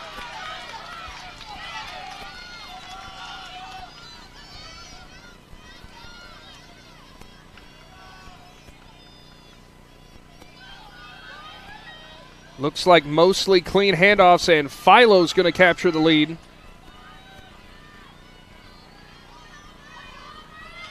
Ridgewood bobbles with the handoff, so they will be out of the running as they drop the baton. I do believe backstretch. Philo, Indian Valley. It's Brooklyn Myers for Indian Valley who jumps out in front. Yeah, since Tusky Valley is on the inner lane, they'll have the advantage because they got the shorter distance. Quicker handoff. Even though it's the same distance front to back because you do the staggered starts. But when they come out of this corner right here, you'll see the actual distance.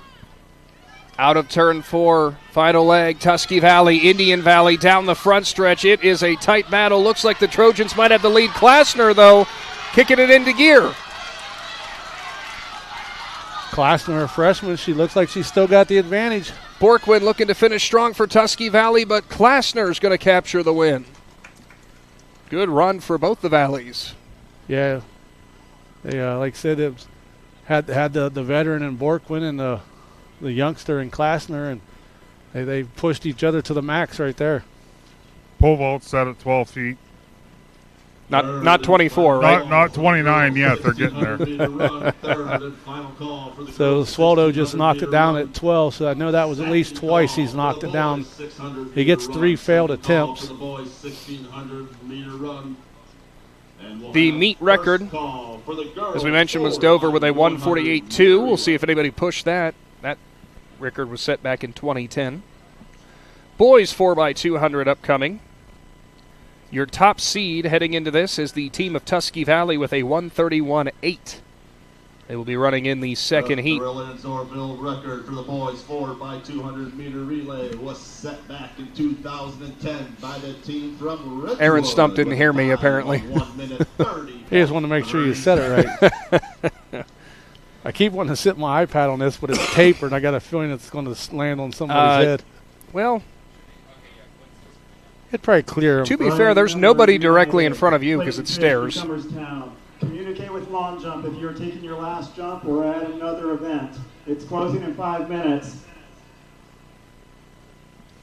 I did not catch that announcement. We're still waiting to see the results, and there it is. Indian Valley does capture the win.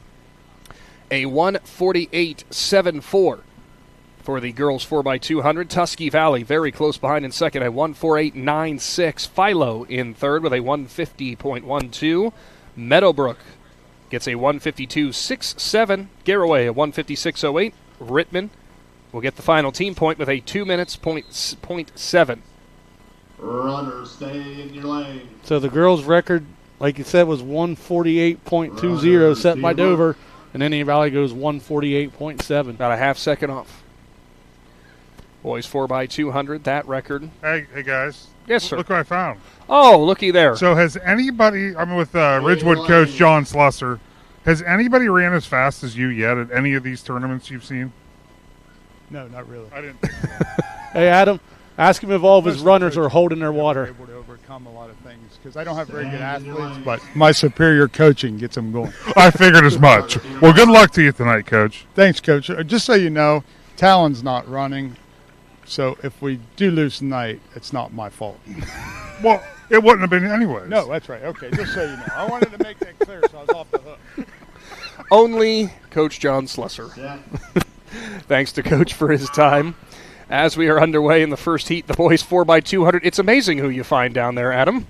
It is Strasburg, Philo, Coshocton, Newcomerstown, and Garraway in this one. Well, I know Jason Wallach, he coaches the throwers for Garraway, but with that being said, he might not be here tonight. I don't think I saw him down there. He's here. Jason's here? I talked to him. Yeah, he's leaning over there. He's at the gate by the barn. We lied then. I figured he would be at Eldora Speedway since Jace is in town this weekend with the World of Outlaws. He's watching that. Garraway out in front. Newcomerstown in second. Coshocton and Philo. Close battle for third. Strasburg at the back. And this year's Thrilla in Zoarvilla. Winners in the girls 4x200 meter relay. Indian Valley with the time. Next handoff, and it was a good handoff that time for the Pirates, who are well out in front. Coshocton now pushing it. Brooklyn Myers and Hallie Klasner. Here comes Coshocton up to second. Shannon on the backstretch.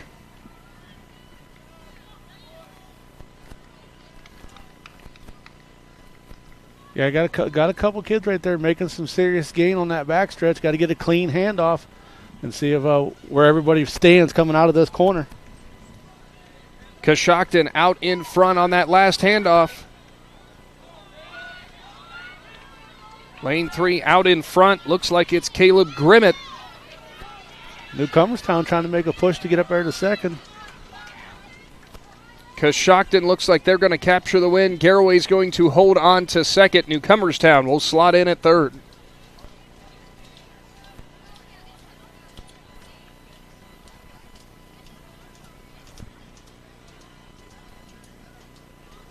Get you the updated with the fast heat coming up here, what your lane assignments will look like.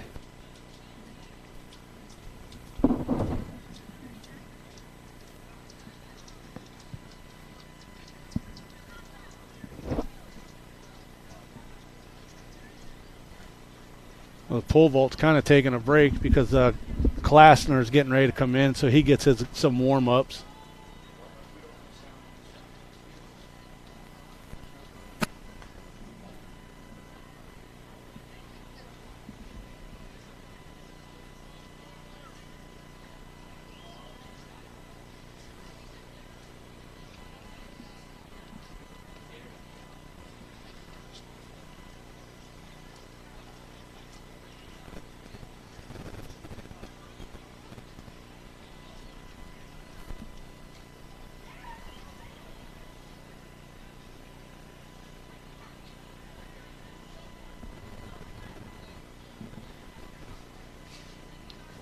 Exchange zone is ready.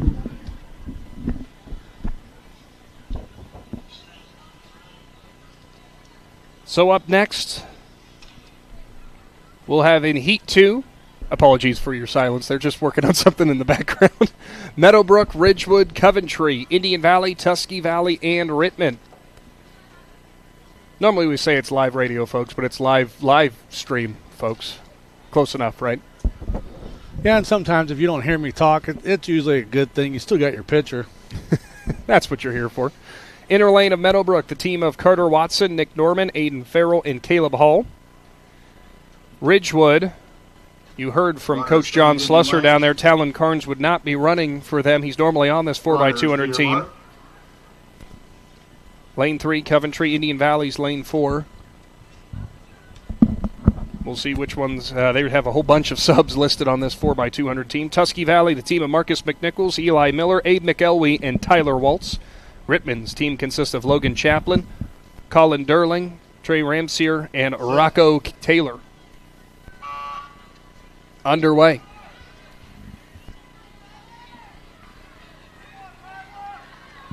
Girls long jumpers, come on down to the long jump runway and start warming up. Girls long jumpers. Tusky Valley jumping out to a huge lead off here on the start, but Indian Valley also closing that gap in the middle lanes.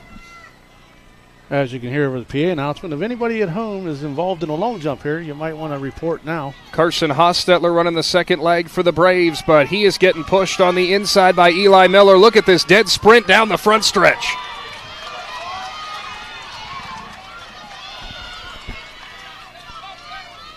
Indian Valley, Tusky Valley. Going to need a good handoff here. Clean for the Braves, clean for the Trojans as they enter turn 2. Yeah, there for a minute I thought Indian Valley might have jumped out a little early. Thought he was going to have to slow down, but Hostetler did a nice job getting to him. Believe that is Colton Smith for the Braves out in front. Otherwise known as Spida. For Tusky Valley, Abe McElwee was listed as the third leg here. Now on to lane 4. Clean handoff for the Braves, clean handoff for the Trojans.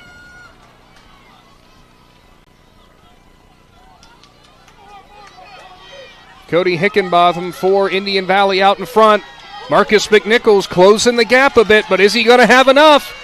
McNichols making it close, but just going to run out of time as Indian Valley's going to pick up the win. What closing speed from McNichols. Yeah, McNichols, outstanding sprinter for the Tusky Valley Trojans, unable to catch up with Hickenbottom. Hickenbottom actually is filling in for Owen Faulkner. Faulkner, like we said, coming off an injury. He's not quite 100%, and they felt that going with Cody was their best chance. And I'd have to agree with them, because if Faulkner is down just a little bit, McNichols might have been able to close that gap. Great finish there for the boys, 4 by 200. And go figure, those are the two teams right now that are at the top of the points going back and forth. You know, that race right there has big implications. Meet record in the Thrilla in Zoarvilla back in 2010, a 130.3 for Ridgewood. As you can see on the screen, they're down at the high jump, the girls, and just knocked the bar down. Not sure who that young lady was, but she'll get another attempt. Speaking of that high jump, like Shannon said, it is the girls' high jump right now. Top seed coming into this in terms of height. You had 5 different athletes who had cleared 4'10". Riley Thomas of Strasburg, Avery Mahone of Philo, Quinn Cecil of Indian Valley, Mia Lavre of Coshocton, and Brooke Bolby of Rittman have all cleared 4'10" this year. I'm going to take a wild guess before I even look. But I would want to guess that the record here is probably held by Sally Ray. It is not, actually. Oh, then it must go back a little ways. Set in 2022, Meadowbrook, Camden Black, a 5'6". Wow. Not a bad mark at all. Good for her. Sally Ray was an outstanding high jumper here for Tusky Valley, and I think she set the county record last year at the all-county meet at New Philly. This is the girls' 1600, and you know what? We're going to go ahead and take a brief time out in the early starts of this race, and we'll pay some bills and nod our taps to our sponsors making this happen. When we return, we'll bring you updates. It's the girls' 1600 meters. It's the Thrilla in Zoarvilla, live on the Big Z Sports YouTube channel. We invite you to discover Keim Home Center in Charm, Ohio. Keim is your destination for all things home, building, and woodworking. From renovation and building projects to custom millwork needs, our team of experts work with both homeowners and professionals to bring your vision to life. Visit Keim Home Center in Charm or online at keimhome.com. Keim, built on trust since 1911. Commercial building owners, how well do you keep your roof maintained? At Rightmark Roofing, we offer our Bullseye Maintenance Program to building owners to help keep your roof healthy. This includes our 21-point inspection that examines all the essential areas of your roof that require year-round maintenance, a detailed report on the health and status of your roof, priority service that moves you to the front of the line, and discounts that reduce the risk of expensive repairs. Give us a call at 330-275-0088 or visit our website at rightmarkroofing.com to learn more. Is your vehicle banged up? Do you want fast professional service to get back on the road? MPAC Collision offers 2 locations, Newcomerstown and Strasburg, to help you out. Whether you need auto glass repair, paintless dent repair, assistance with warranty and insurance, or just need a free estimate, MPAC Collision has you covered. So the next time you need a repair, visit MPAC Collision online at mpactcollision.com and start your free estimate and learn all about what MPAC Collision can do for you. For over 30 years, Weathermakers Heating, Cooling, Plumbing, and Electric has been your trusted family-owned business in Bolivar, Ohio. From heating and cooling to plumbing, electrical work, and hot water tank replacements, they've got you covered. Need fast service? They offer same-day repairs. Their team of skilled professionals are here to provide quality work on time and with a smile. Check out their top reviews on Google, Yelp, and Angie's List. Your one-stop shop for all your home service needs. Visit weathermakersoh.com to learn more. It's the Thrilla in Zoarvilla, and it is the girls' 1600. Out in front, currently, Rittman again, Shannon. Some of these higher distances or the longer distance races, they've been impressive. Yeah, they've done an outstanding job. She kind of, on our video screen, stuttered a little bit. Looked slow motion, picked up the speed, and I'm trying to watch down at the pole vault pit now as they got the bar reset. We'll see if we can get an update on the height there coming up here in just a little bit when we can.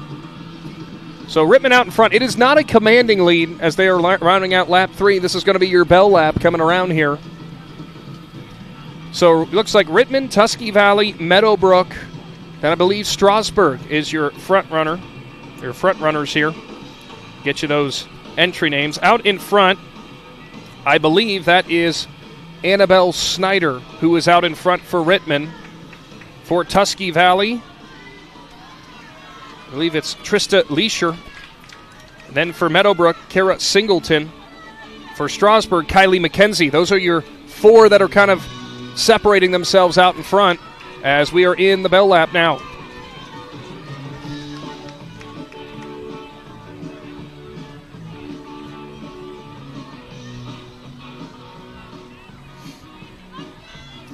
Heading into the backstretch, it is still all Rittman.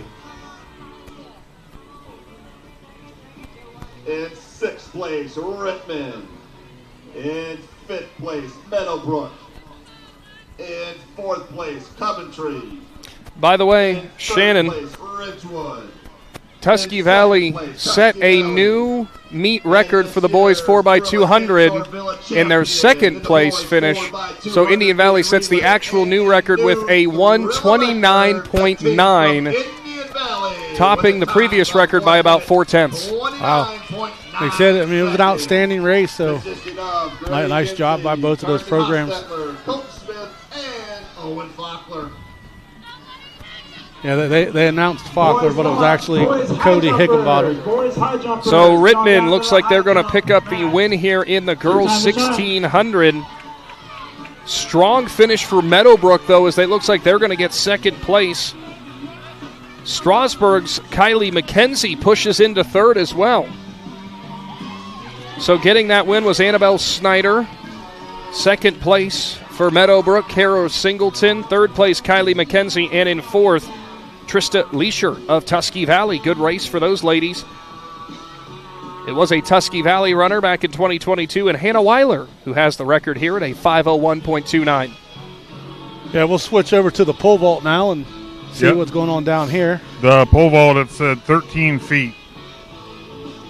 Do you know how many guys are left? I know Claxon from Indian Valley just come in, and maybe it looked like the kid from Newcomerstown. Yeah, he just jumped. I think Tusky Valley kid just jumped too. I told the girl, I said, it's almost high enough for me to get my pole out.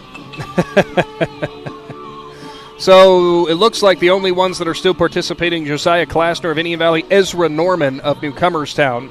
That would be your Newcomerstown competitor still working there. Are those the only 2, Adam, that you see, though? Okay, well, maybe the you're breaking up. We can't hear you. Little mic problem there from Adam. We'll check back in here with him shortly. We do know for Klasner and Norman. Klasner of Indian Valley, Norman of Newcomerstown. So, how about now? We got you now, Adam. Yeah, I was going to say the Tusky Valley kid, maybe there was a small break. I don't know if he was just doing maybe they let him do a practice. No, they won't let him do a practice. So what happens if Klasner and the kid from Tusky Valley both have already cleared it, and Norman from Newcomerstown knocks it down, he gets to keep going until he gets 3 shots. Okay. So he's got to clear it before they'll move it any higher. I seen him over there talking to his coaches. I see Klasner running back across the field. So not sure who's up yet. They're not moving the bars, so it's obviously somebody still has to clear this height. It looks like the Newcomerstown athlete just grabbed his pole, so I think he's going out to. That would be Ezra Norman. Yeah, so the other 2 must have already cleared it.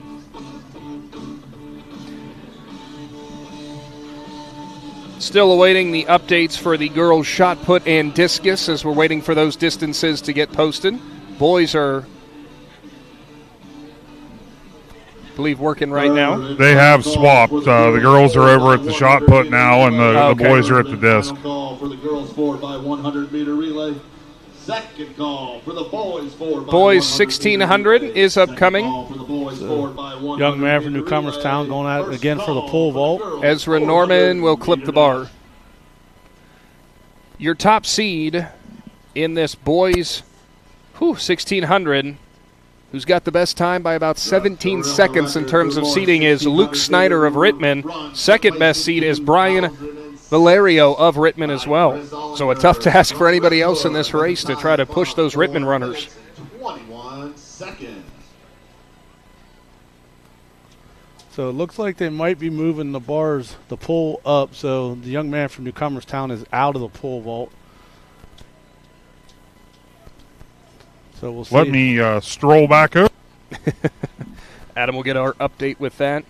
As we mentioned with that pole vault, we know Claster was the highest seed, but Ezra Norman was the next highest at a 12.6, so a 13 would have been a new PR for him. All right, so we'll get the start of the 1600 going here for the boys until we see, until they get the bar set, and then we'll switch down here to get a jump or a vault. Attempt, whatever you want to go with. No surprise here, Shannon, what I said about this boys 1600. Your two top seeds are two Rittman runners, and look who's out in front.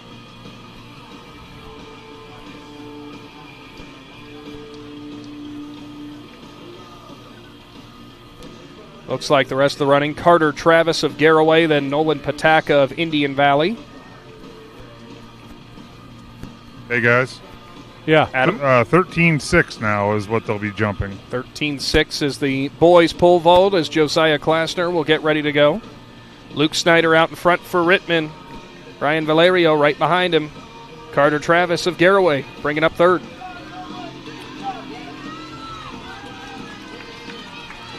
Most impressive thing I see from this, Shannon, looks like about a 105 first lap. Pretty good pace you're setting. Yeah, just outstanding pace. He hasn't changed his speed at all.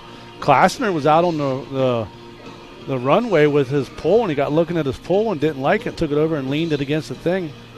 So I don't know if he's getting another pole, but he's got to retape that one. So it'll be a few minutes here before Klasner is ready to go. So we'll stick with the race here. Like you said, it's Rittman, Garraway, Indian Valley. Yes, it is. So it is. We do have the girls' 1600 result. And it was Annabelle Snyder of Rittman who wins with the 5:17.11. Kara Singleton of Meadowbrook placed the second, new PR for her, a 5:24.74. Kylie McKenzie of Strasburg, 5:26.93. Trista Leisher, a 5:28.69. Josie Eck came home with a new PR of a 5:38.10 in fifth for Tusky Valley. Young man from Garraway making a push, coming, chasing down second place. Catching up a little bit there. Nolan Pataka from Indian Valley in fourth. Okay, so an update from the pole vault pit. He doesn't have a tip on his pole. So looks like he's trying to borrow one off of another pole. All right. So that's the holdup. Wonder if that's the equivalent of like playing billiards and you don't have the tip on the end of the cue. I would say, okay, we're ready to roll now. All right. So over to the pole vault pit. So Josiah Klasner, to our understanding of Indian Valley, the only pole vaulter left for the boys, trying to clear 13.6. Well, that means if he's the only one left, he's already wrapped up the victory. Now he's just going, you don't turn away free practice. By the way, for the race, Luke Snyder still way out in front. Klasner's attempt at 13.6 just clips. Now, correct me if I'm wrong, Shannon. Is it 3 or 4 attempts? It's 3 attempts. 3 attempts. So we'll go back to the race right here till they get reset. Snyder still way out in front. Valerio entering his next lap. Pataka of Indian Valley still in fourth in front of him for Garraway's Carter Travis. Fifth place looks like it is Logan Roth of Tusky Valley. Graham Shepard of Newcomerstown fifth.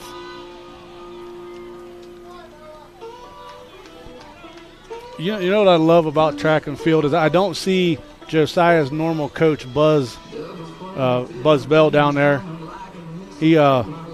But the community between Indian Valley and Newcomerstown, as far as pole vault, and Newcomerstown coaches are talking to him. So Coach Dave Bell must not be here tonight. Luke Schneider rounding out another lap. And by the way, this is his final lap as he's coming up to the finish line. Chris Olinger of Ridgewood has the record at a 4:21 set back in 2006 at the Thrilla in Zoarvilla. Do not believe that Snyder's going to push that time, but still, what a showing for him. He dominated from the start. Yeah, and his teammate will come in second. Valerio comes home in second. Third place looks like it's going to be Travis Pataka of Indian Valley, fourth. Fifth place looks like it could be Roth of Tusky Valley. Actually, two Tusky Valley runners, Logan Roth and Micah Ripple. Good job by the Trojans. Graham Shepard coming in. Next attempt over at the pole vault pit, 13.6 for Josiah Klassner, as he'll get lined up.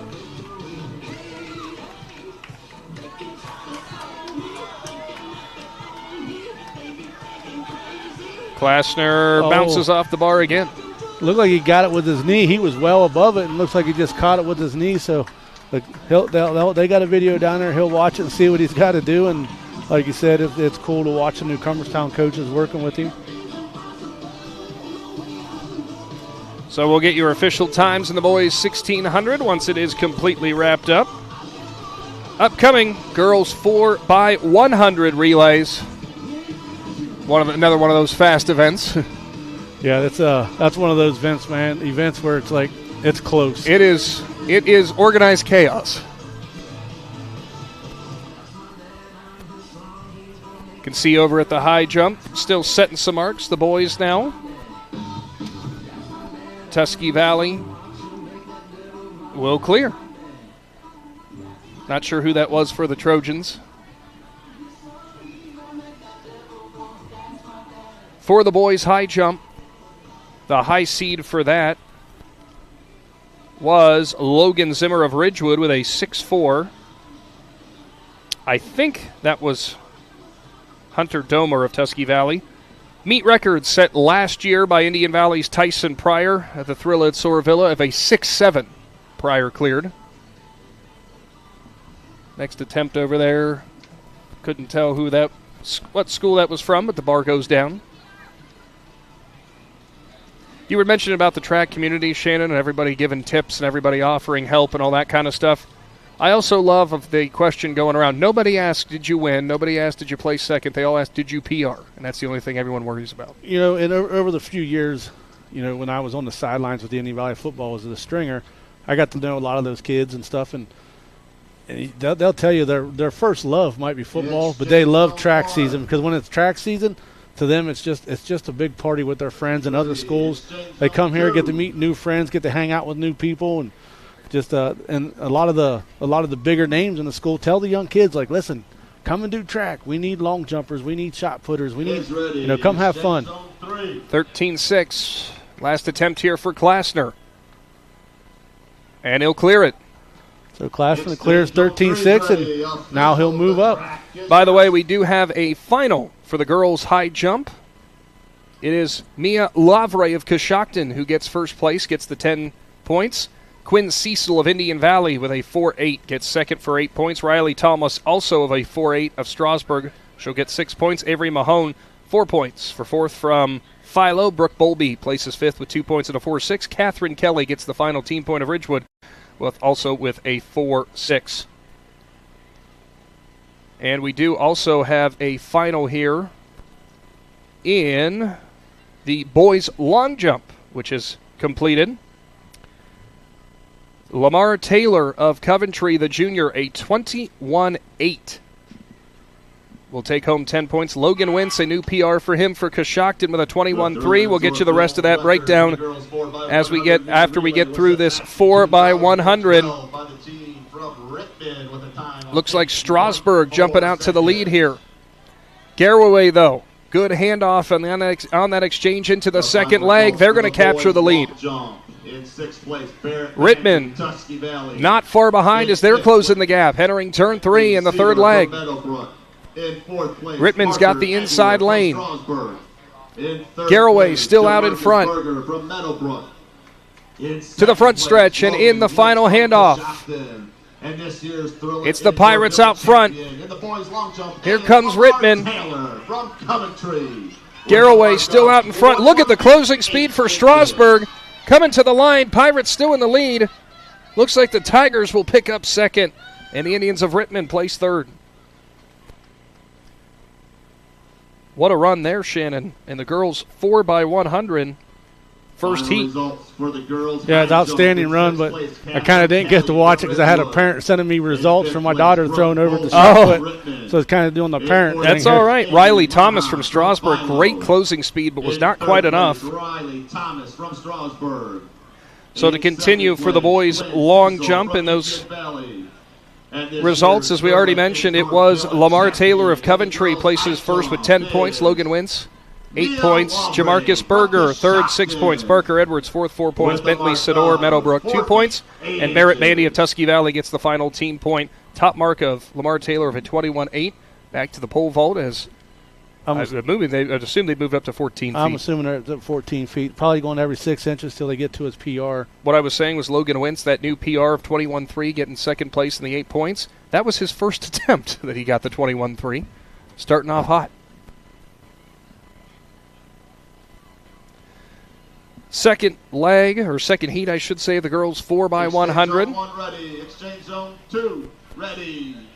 3's ready. Officials, the track is yours. 14-foot attempt for Klassner over on pole vault. Will clear on his first attempt on 14. Yeah, it looked like didn't get quite the bend he wanted out of the bar, and so while they reset the bar, we'll head back over to the girls relay here. This is going to be a quick one. United, Tusky Valley, Newcomerstown, Ridgewood, Indian Valley, Meadowbrook. Meet record held by Rittman back in 2012 of a 50.4. No team in this event is under a 51. Closest, though, is Newcomerstown, seated with a 51.04. Newcomerstown will be in lane 3. Underway.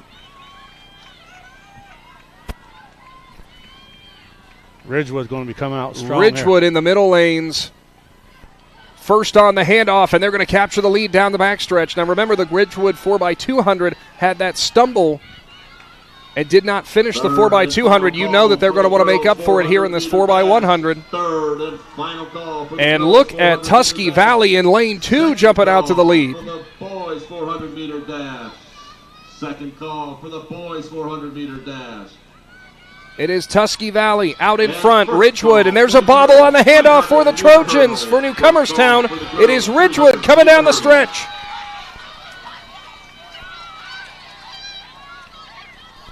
And Tusky Valley's going to come in and place second with Newcomerstown in third. That last handoff, Shannon, on the bobble cost the Trojans. Yeah, like you said, everything's got to be, perfect in these relays, especially that 4x100. You can get away with stuff like that in the 4x8 and the 4x4s, but when it comes to that 4x100, one little slip up can cost you a tenth of a second, and a tenth of a second means a lot. We'll see what the official times were for Ridgewood. They came in with their best of a 51.17.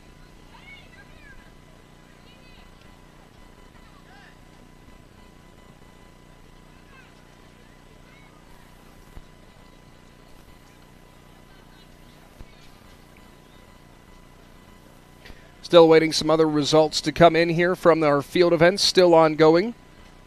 Girls long jump currently underway. Pardon me, as your top seed for that, Jalen McQueen with an 18-foot jump this year.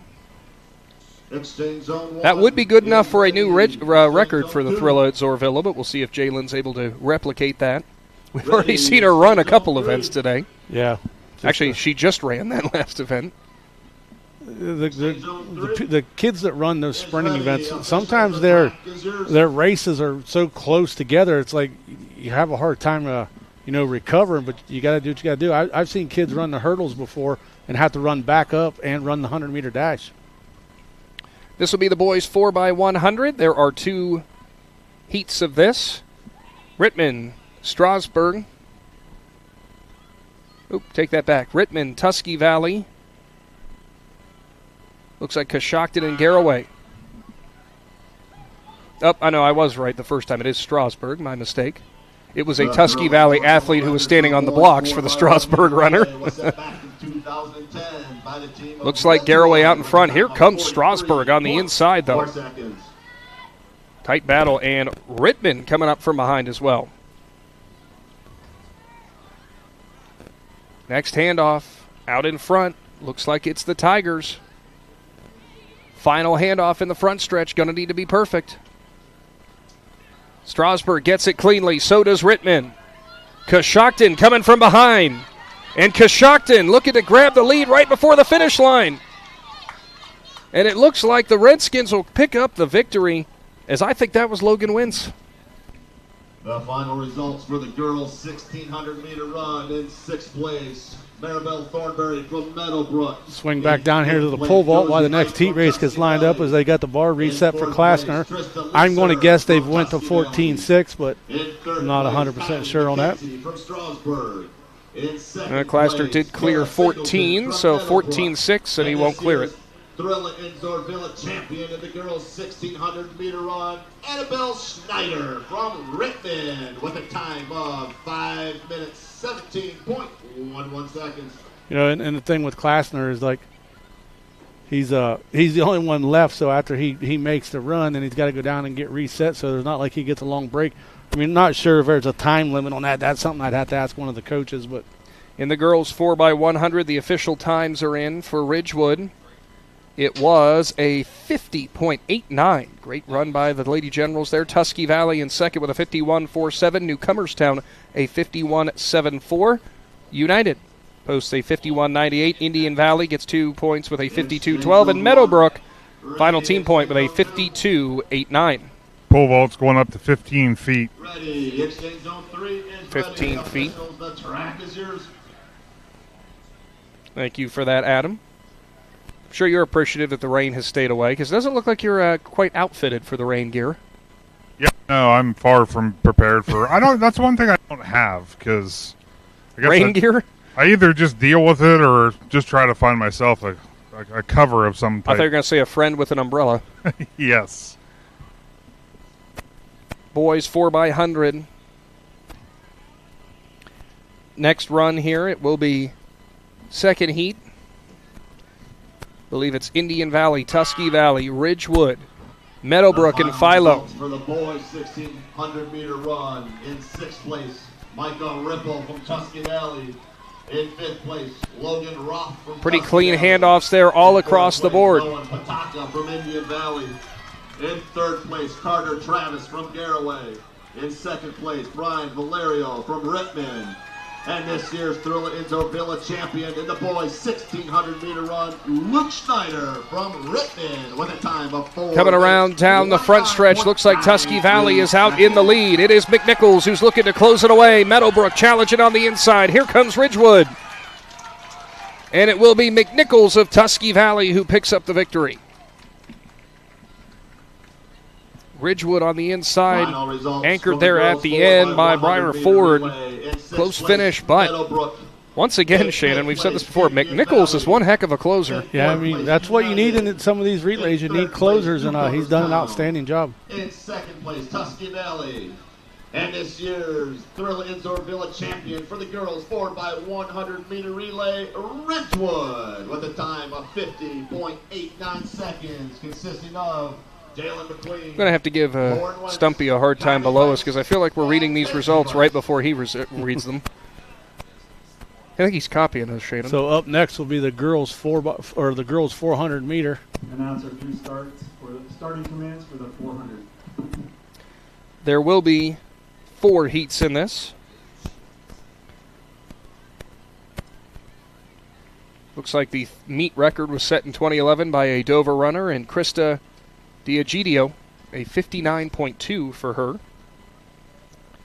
Top seed coming into this is Kenzie Bice, who is the only runner under a sub-minute. And actually, Kenzie is pretty doggone close to going under 59 as well. Yeah, this 400 race to me is intriguing to watch because it's an outright sprint for one lap. Yeah, pretty much everything you got for one whole lap. You got a smile over there. That's a dangerous thing. I'm just talking about my daughter over there throwing it. I think did she meet the mark that you asked for? I said 27, and she PR'd with the 26.9. Oh, She's going to say, Dad, 3. It's close enough. It's only 3 inches. But her PR before that was only 25.9. So I think she did fine. She beat her PR by a foot. I think she did just fine. In this first heat, it is United's Delaney Jones. For Coventry, Carly Lucas. And for Strasburg, Aubrey Fry. I'm going to need a Thrilla and Zoarvilla hoodie here before long. I think they're selling them. They've got T-shirts. I don't know if they got hoodies. Yeah, probably not. Hey, what's in the Big Z budget if we can all get Thrilla and Zoarvilla T-shirts?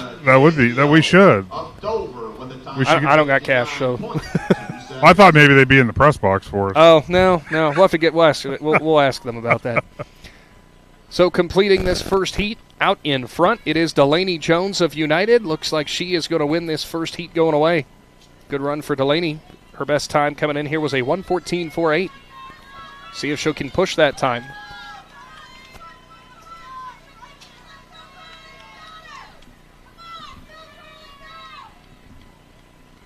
Certainly look close at the line for her. We'll get you the lineup for the next heat. Boys high jump still ongoing over there. Girls long jump as well.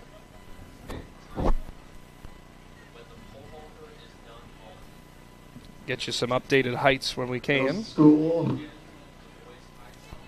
Middle school hurdle crew meet Coach Leeser at the 50-yard line.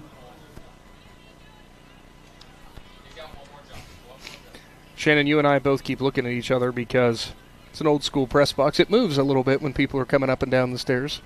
Yeah, you tell you what, if you look at it, it's an older stadium with an older press box. I like this press box. I do.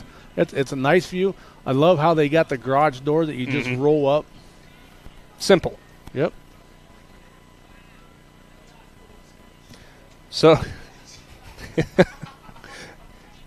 heat number 2 upcoming. This is going to consist of, at least who are listed out there, but I do not see. It just got them flipped. It's Laura Shaw of Indian Valley, Olivia Hardgrove of United, Tana Gotke of Philo, Olivia Moore of Philo, Lily Braxton of Coshocton, and Diane Raber of Newcomerstown. I think I see 6 runners out there, Shannon. Correct me if I'm wrong. Actually, I lied. I only see 5, so there will be 1 who is a scratch. Runners, stand in your lane. A lot of credit has to go to these assistants who are here too, Shannon, because of all the running back and forth across the field they do to make sure everyone's where they need to be. Yeah, and then I was watching the Rittman. He must be the distance coach. And by the time meeting corner to corner to corner. Yeah, and I'm thinking they're wearing this dude out because the pace they're setting, he's barely getting corner to corner, and he's taking a shortcut. It's impressive. Rittman has done a great job in the distance runs today. Been impressed by a lot of the teams. By the way, speaking of those teams, as we're coming through on the second heat of the girls 400 team score update. Seems like a good time to slot that in. As another attempt at pole vault for Josiah Klaster. This is 15 feet, as he won't clear that. Tusky Valley way out in front of Indian Valley right now, 48-27. That's your 1-2 spot. Tusky Valley and Indian Valley boys are both tied at 40 apiece right now. Those are your team score updates. Eli Miller and Tyler Waltz. Coming around down towards the front stretch, it is out in front, Coshocton. That is the runner of Lily Braxton. She's getting challenged on the inside. It's either Olivia Moore or Tawny Gotke of Philo. Not sure which one. This is going to be a close finish at the line. It looks like Philo's going to capture that win. So the boys' pole vault is wrapped up, and Josiah Klassner will be the winner there as they've lowered the bar. And the girls are going to start warming up. So girls pole vaulter, get down to the pole vault mat. Adam, if it gets too cold for you down there, I can throw my keys down to the field. You can go to my car. I've got an extra hoodie. No, I'm just sitting here. I look like a lost dog. I'm just trying to figure out which direction I need to walk. Well, you could ask for an update on the high jump, maybe. What height they're at? It's the boys' high jump. I kind of felt bad. There was that long delay on the girls' high jump. Mm-hmm. And then by the time I made it back down, it was done. The guys were jumping. I'm like, okay, well, I didn't time that very well. You tried your best, and that's what matters. I did. By the way, speaking of that, I know we already updated it, but since Adam brought it up there too, the girls' high jump, your winner, Mia Lavre of Coshocton, gets those 10 team points. How about the Tusky Valley girls right now in the team score, Shannon? As we mentioned, a commanding lead right now. Yeah, like we said, Indian Valley actually outed them down at Newcomerstown, but that was a little different of event because it was a relay, so you added the field events together, so Indian Valley was able to outscore them in the field events, and that's what gave them the win over Tusky Valley. So we were kind of curious what would happen in this upright invitational because these will be the schools that, some of them will be at the IVC that we'll be at here in a couple weeks, and the running events for Tusky Valley is just so strong when they're placing everybody in the top, 3 or 4. Not sure on the high jump that's going on there right now, but saw Trenton Wright of Newcomerstown. Not sure what the height is right now. Yeah, in between these races now, we'll try to bring you some girls long jump and boys high jump. Set. This is heat number 3 of the girls' 400 meters. Bring you the starting list here shortly. It is... there were 2 Garraway runners listed, but only 1 out there. Right now, jumping out in front for Rittman is Merritt Gibson, the senior. Michaela Quisenberry of Coventry. Looks like she's trying to push into second place. Tight battle with her with freshman Molly Maple of Ridgewood. Looks like Maple is going to kick it into gear coming out of turn 4. And we'll try to push down the stretch Gibson, who's in the front stretch. Hey, guys. Yes, sir. Girls long jump, Meadowbrook, last name is Valentine, 15.3.5 right now. On the long jump? Long jump, yeah. Okay. Is that what I said? No, it is. I just wanted to make sure you cut out there a little bit. Oh, sorry, yeah. Girls long jump, Meadowbrook, last name Valentine. I just took a glimpse at the paper. Well, that would not be... it would be quite impressive. It's Presley Valentine. Yes. She came in only as about the 10th best seed within a 15.2.75. What distance did you say, Adam? 15.3.5 right now. She's at least got a PR then out of tonight. Appreciate that update. And Ridgewood with 23. In second place, Indian Valley with 27. Currently on the long jump pit. Thank you, Logan. I had no idea what he was trying to signal. Girls long jump ongoing. Looks like it will be... I can't tell if that's Ridgewood or Newcomerstown coming up. Oh, might be Meadowbrook, actually. I lied. It is Meadowbrook. In fourth place, Meadowbrook with 24. A little local news since we got a second here. Dover graduate Hunter Armstrong, who most of you know was an Olympic swimming champion. He was inducted into the OHSAA Circle of Champions earlier today. So he's an 8-time All-State competitor and Ohio State's Male Athlete of the Year in 2021 and 2022. I mean, I know that's for the high school accomplishments, but also a gold medal winner for Team USA. Yep. 2-time Olympic medalist, 8-time All-State competitor. Runners, to your mark. This will be the final girls 400. We expect this one to have some fireworks. These are your top times. Racer to watch, Kenzie Bice trying to push below a 59. She has the top seed with a 59.02 coming into this in the Thrilla in Zoarvilla. As we are underway, outside lane. Looks like it was Carrie Marston of Meadowbrook. Tusky Valley's Tori Stallman, rather. Middle lane, it will be Kenzie Bice, who is out in front for Ridgewood. Yeah, she wasted no time getting through that first corner. See if she can carry the advantage after they come out of this corner. The lanes will even out after the staggered starts. And I think who is pushing her from behind is Leah Borkwin, the senior from Tusky Valley. Oh, Bice is just getting stronger. Bice out of turn 4, down the front stretch. Well out in front of Borkwin of Tusky Valley. Bice has not changed the stride. Great job by her. Looks like she's going to capture the win. Close battle for third between Stallman and Amos of Rittman. Looks like Amos is kind of getting the edge, though. Second place is going to go to Borkwin. We will have third. We'll see what Bice came home with. 300-meter hurdles. Third and final call for the girls 300-meter hurdles. Second call. Hey, guys. Boys 300. Yes, sir. Another update from the girls' long jump. McQueen from Ridgewood jumped a 17 feet half inch. No surprise because Jalen McQueen was the top seed coming in here. We had just said that a little while ago. And obviously, Jalen doing great things again for the Generals. Yes. Jalen had an 18 feet was her longest jump. Alexis Prater of Ridgewood is your meet record holder and back in 2019 of a 17:11.75. So something's in the water with the Ridgewood girls long jumpers. Yeah, outstanding job. I always like bringing up fun facts. And a little fun fact: Logan McPeek's niece, Kenley McPeek, who is a middle school kid, broke the Indian Valley long jump record this week. Oh. And her dad, Jimmy McPeek, still holds the Indian Valley boys high school long jump record. So the McPeeks own the long jump records at Indian Valley. Huh? He said cousin. Wait, how old is that record? And that's of no offense, Jimmy, if you're watching this later. Jimmy's record, I'd have to look it up, but it's her. Did I say Logan's sister? No, I think you said cousin. No, I think he said niece or something like that. Yeah, cousin. All right, so it's cousin.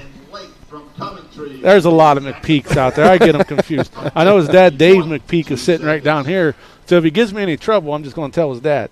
He's actually sitting right in front of you. I know he is. I'm going to tell him, hey, you gotta yell up at Logan. He's not listening. Boys, 400 meters. First heat here out in front for Coshocton. Second place, Strasburg. Philo right behind Garraway. Final push here on the front stretch. That is Jace Miller for Garraway. For Strasburg, Brennan Rissler. I think that was Ryder Jarvis of Coshocton who will get the win in heat number 1. 4 heats. There was actually something interesting that I don't think you see very often. The meet record at the Thrilla in Zoarvilla was set back in 2014 by 2 runners. It must have been a dead even heat. Locker and Lane of Tusky Valley and Coventry, respectively, at a 50.2. What year was that set? 2014. How often do you see that, a dead even heat? Yeah, that's pretty impressive right there.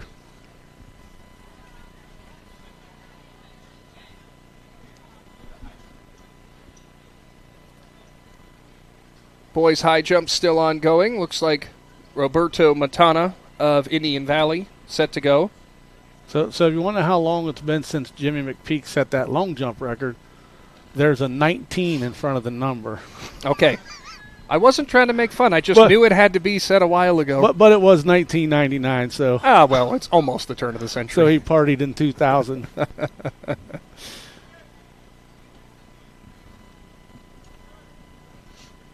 Looks like a Rittman competitor down there. His attempt at the high jump for the boys. And almost got the friendly bounce as the bar almost stayed up there, but just clipped it enough to send it down. Girls long jump.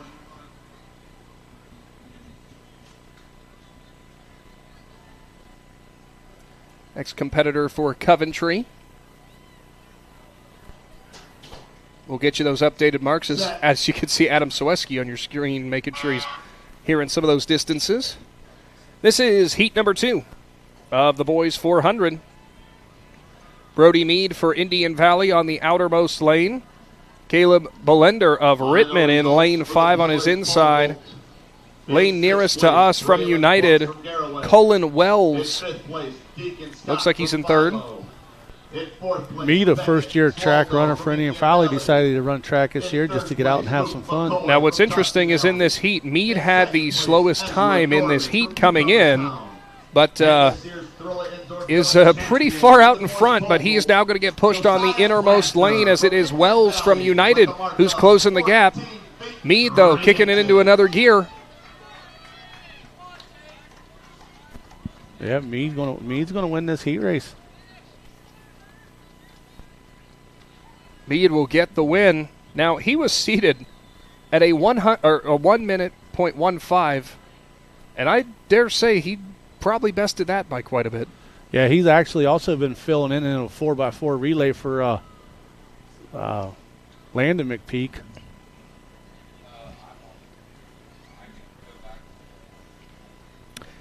I just had him. There was a camera flash down there from the infield, and I thought, you got to be kidding me. We're not delaying this again, right? Heat 3, upcoming. United, Rohan Kelly.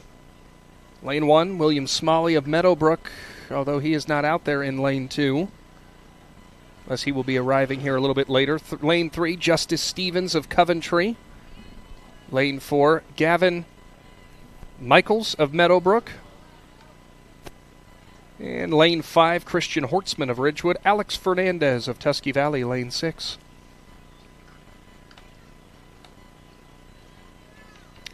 Looking back now on the girls' 400 meters, we have the official times.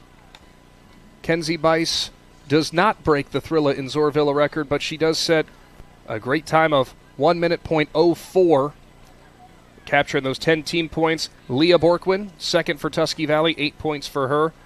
Salah Amos, 16 points. Tori Stallman, a new PR for the Lady Trojans with 4 points there. Merrick Gibson, the senior from Rittman, also a new PR. And Molly Maple, a PR for Ridgewood as well, capturing that last team point. Yeah, that's what happens when you run into some competition. People start PRing left and right. Set.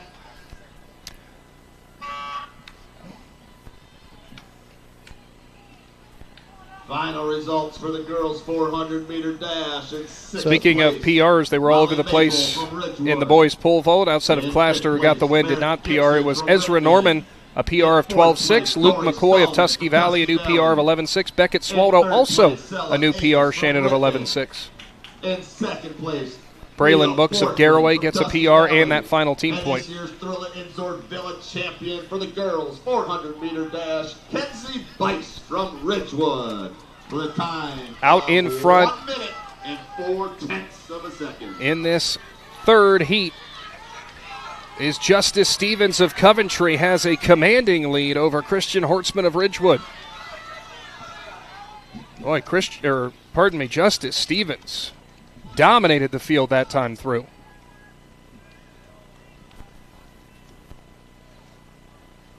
Not sure what his time was coming in terms of his seating, but Mr. Stevens made that look pretty easy. Final heat, the fast heat. And here they said his time was 54:17. This fast heat's the one I've been waiting on. It will be Aiden Mahone of Philo, the junior. Jonah Jackson, a junior of Coventry. Cody Tuning, the senior of Strasburg. Colton Smith, Indian Valley senior. And Abe McElwee, the junior from Tusky Valley. Yeah, McElwee, he's got a PR of 49.10. He's about a second faster than Colton Smith with a 50.3. And Aiden Mahone with a 50.49. So we've only been pronouncing that wrong for a while. What is it? McElwee. Abe McElwee. Yeah, we've only been saying that wrong for a while. So for like 3 or 4 track meets, we've been saying it wrong. Oh, we apologize, Abe. Hey, one thing about Abe. Abe's a fast enough runner. We're not going to get away from him if he starts to chase us. No, that's certainly not going to happen. But we're always grateful when people correct us because, like you said, yes. Sometimes we need help. You and I was reading. and I need help more ways than one. I was going to let you get to that conclusion. Fast heat for the boys 400. It is Smith from Indian Valley. Abe looks like he just cruises the corner and then just turns it on down the chute. And McElwee down the backstretch, taking the lead, heading into turn 3. His stride is just impressive. Into turn 4, spreading out that lead on Smith. McElwee down the front stretch. Big lead over Smith now. The junior from Tusky Valley has not slowed since the start. And he is going to cruise in for the win for the boys 400. Yeah, it's an impressive run. Did it have a seating time on there for him? It did. I lost my paper again. So for the boys, Abe's time was 49:10 was the seating time. 49.10. So we will see what that looks like when we get the official times, but clearly going to be your front runner in the boys 400.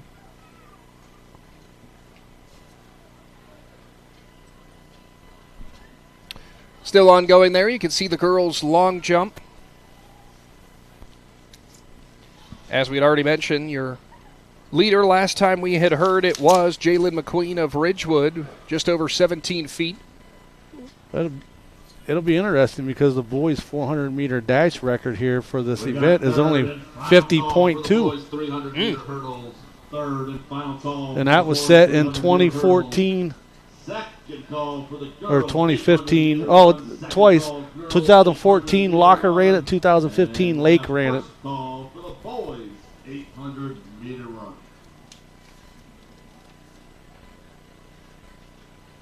Try to get you some more team scores.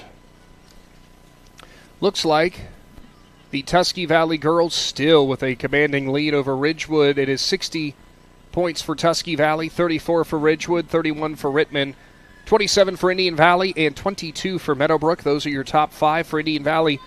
For the men, they have 64 points, currently in first for the boys. Second place, Tusky Valley, 56. Rittman in third with 33. Meadowbrook with 24 in fourth. And fifth is Coventry with 21. About just over, a little bit past halfway for the track events. And here comes the train. Here comes the train. Don't stand on the tracks because the train is coming. It's going to be a little bit louder in here for a while. Now my question is, do they have to wait when the horn's coming through to get the starter pistol off? They might. As they are still setting up the... Oh, you thought the press box shook before. There you go. Press box. That's like one of those machines when I was a kid. You put a nickel in, you stand in it vibrated. It wasn't supposed to be like a weight loss thing or something? Hey, it didn't work. Did you try? Is that what you're saying? No, I just stood on it. Girls 300-meter hurdles. It's listed in this first heat. Three runners. Raylan Lancaster of Strasburg, Akila Estevanko of Coshocton, and Maddie Boylan, also of Strasburg, in this first heat. The record in this event, Shannon, this is one that'll open your eyes, set back in 2016 by Rittman, Maddie McDermott with a 44.3. That's pretty impressive because that's some of the boys' average times right there. Top seed coming into this event, Brinsley Hiscox of United with a 48.14. No surprise after we saw how she did on the 100-meter. Of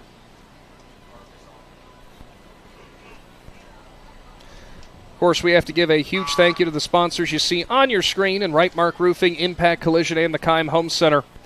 But not only them, also jumping on for today's presentation, 21 Tire and Auto, who you can find on State Route 21 in Navarre. Shannon said passes them all the time. If you need some tire work done, check them out in Navarre. As well as Weathermakers Heating, Cooling, Plumbing, and Electric. Your local Carrier dealer located in Bolivar, serving Northeast Ohio, so just down the road here from Zoarville. Yeah, I'm sure they'll go wherever you want them to go. All you got to do is give them a call. And, like I said, get a hold of 21 Tire and Auto. Get you some new tires, maybe get you some little maintenance done on your car. So it looks like Maddie Boylan for Strasburg out in front here in this first leg of the girls' 300-meter hurdles. She'll come home with the win, and we do have an update for the boys' 400 meters. Abe McElwee, a new Thrilla in Zoarvilla record, and he set it by almost about a half second, actually better than that, a 49.47. Also a top 50 time in the state of Ohio in that event now. Yeah, just he's an outstanding runner. I've watched him at multiple meets this year, and the kid just can flat out fly. Now, to your point, you say when you get somebody out there who really pushes the competition or pushes the pace, look at all the PRs that were set through that event too. Yeah, and that's why you come to these events like that. You want the competition. So up next, heat number 2, Aubrey Norman, the sophomore from Meadowbrook. Hallie, messed it up again. Hallie Klassner, the freshman of Indian Valley. Alexis Olinger, freshman from Rittman. Avalyn Hoover, freshman for Newcomerstown. And Natalia Wallach, the sophomore of Tusky Valley. Girls 800, check in at the scoreboard with the clerk. Klassner lost her steps right there. She went in. She had to readjust before she could jump, and that cost her position.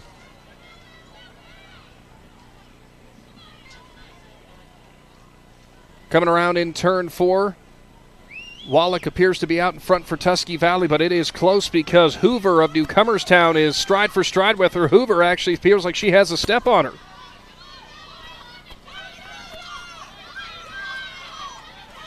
Hoover and Wallach very close down the front stretch. Heading into the final hurdle. Oh, it's going to be a close finish. Maybe Wallach got her at the line.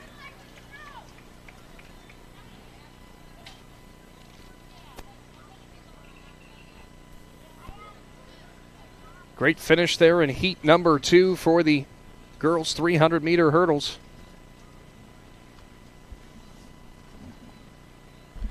Up next, the fast heat. Brinsley Hiscox of United, Brooklyn Myers of Indian Valley, McKenna Staker of Philo, Catherine Stoney of Meadowbrook, Lauren Whirl of Rittman, and Madeline Benner of Tusky Valley. Boys high jump is set at 5.6 right now.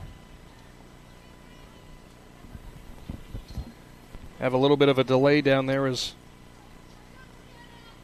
Olinger was slow coming across the line, so we'll await to get the start here. Yeah, when she went over this hurdle right here, just to the left of us, it looked like she came up, kind of with a little bit of a limp. As we will get underway, fast heat. Hiscox of United is in the middle. She was the winner in the girls' 100-meter hurdles. Far lane, farthest away from us, so actually be nearest us, coming down the front stretch is Benner for Tusky Valley. Looked like Myers on the inside lane was making up a little bit of ground. And it is Myers and Benner out in front. Myers has actually gotten the lead from lane 2. Brooklyn Myers out in front. Few more hurdles to go. Benner of Tusky Valley in second. Myers coming up to the last hurdle. And she will clear it just barely as Benner comes home in second.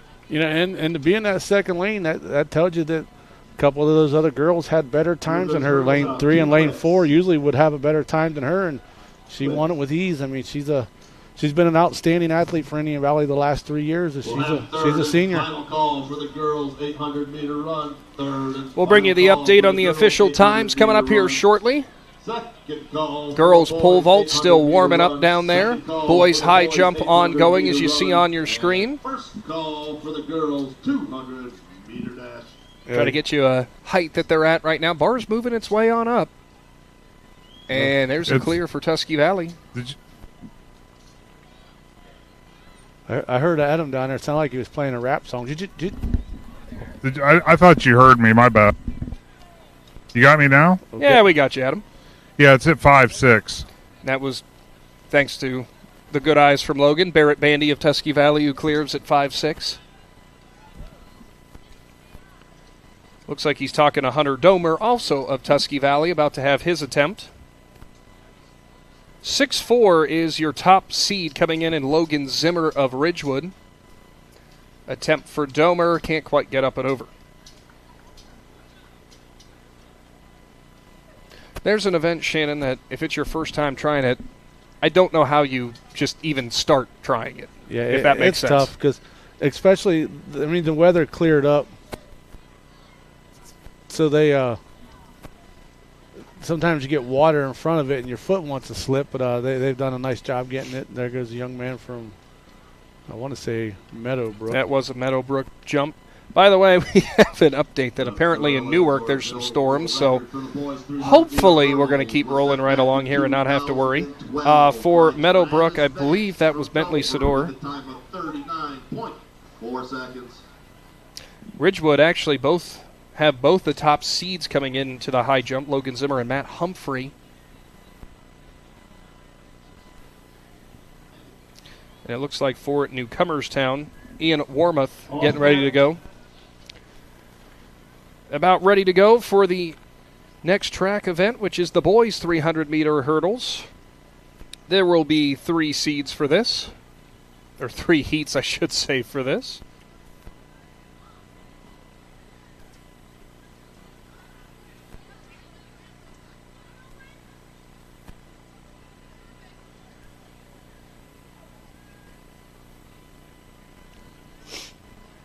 William Riley of Coventry, Mason Tidrick of Tusky Valley, Noah Canfield for Newcomerstown, Seth Shy of Garraway, Gavin Maxwell of Tusky Valley, and Bradley Steele of Coventry.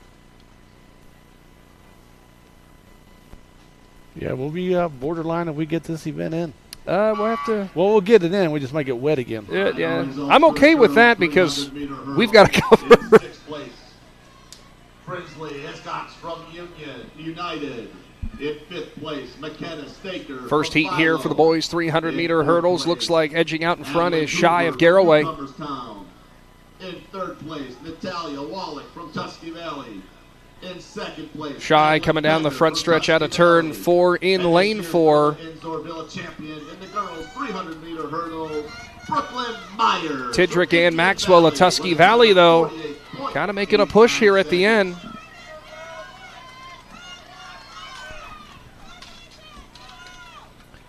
Last hurdle to go, and it will be cleared by Shy, and he will capture the win in Heat 1.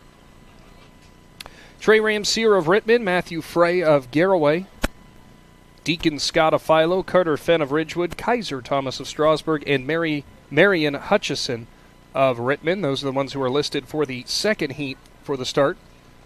In case you didn't hear Aaron stump on the PA system, your girls' final results for the 300-meter hurdles. Your Thrilla and Zoarvilla champion is Indian Valley senior Brooklyn Myers. And I believe it's Jalen McQueen now for her another attempt at the long jump. Was the leader coming in so far to this point.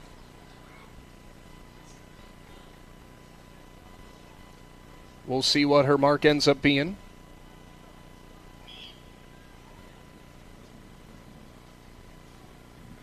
I didn't see any celebration of her, so I'm not sure if she got to the same mark she had before. So once again, 300-meter hurdles champion Brooklyn Myers from Indian Valley. 2nd was Madeline Benner from Tusky Valley. 3rd was Natalie Wallach of Tusky Valley. 4th, Evelyn Hoover of Newcomerstown. 5th, McKenna Staker of Philo. And getting that last team point in 6th place was Brinsley Hiscox of United. About ready for the boys' second heat. And you and I were taking a look at the weather radar, and boy, we're going to hopefully get all the field events in. Girls pole vault still going.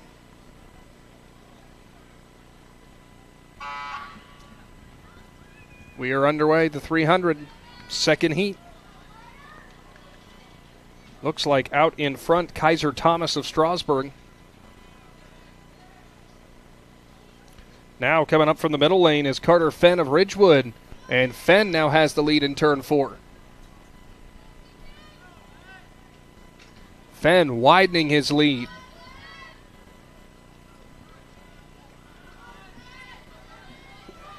Now just 2 more hurdles to go. And coming up on the inside lane on Fenn is Deacon Scott of Philo. It's going to be close. Final hurdle, and it looks like Scott's now got the edge. And wow, did Deacon Scott come out of nowhere to get the win in heat number 2. Yeah, the last 100 meters was a pretty good run for him. This is also one of the events that Talon Carnes from Ridgewood runs in, and like Coach Schlesser said, he was unavailable tonight. The Thrilla in Zoarvilla record in this event was set in 2012, a 39.4 by Travis Vance of Dover.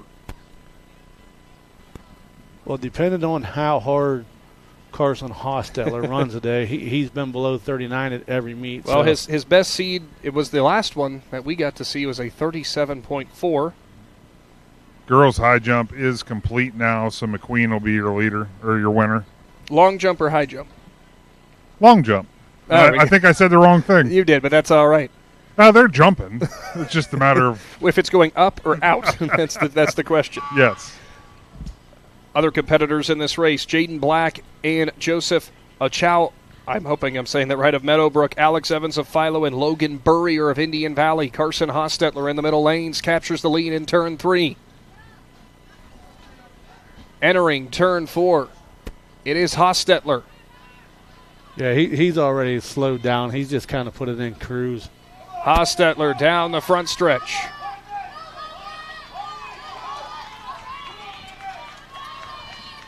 Hostetler, one more hurdle to go. As he'll capture that win. Again, he came in with a 37.4 was his top time. Not going to push that here, but just pure domination again from Hostetler. Nah, he got out of the blocks. Once he got to the corner and started through the corner, you know, I've watched him run enough this year that he just kind of shifted. He downshifted a little bit and, you know, just get through it because they got the 4x400 coming up in a little bit that he's a part of that race. To Adam's point of the girls' long jump, has not been updated yet to this point, but did we read the boys' long jump? We did. All right. We can go over that again, though, because Lamar Taylor with a 21.8, getting those 10 points for Coventry. That is a top 50 distance in the state of Ohio. Taylor, we saw, was that the 100-meter that Taylor was in, who shot out like a rocket in the second heat, I believe? Yeah. Yeah, and then he got the last point, and he was able to jump all the way up.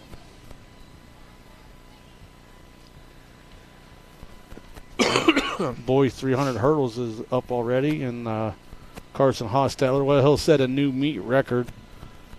It's 38.6. 38.6, like I said, he was just cruising. Both Meadowbrook runners in Achow and Black, both with PRs, just trying to catch up to him.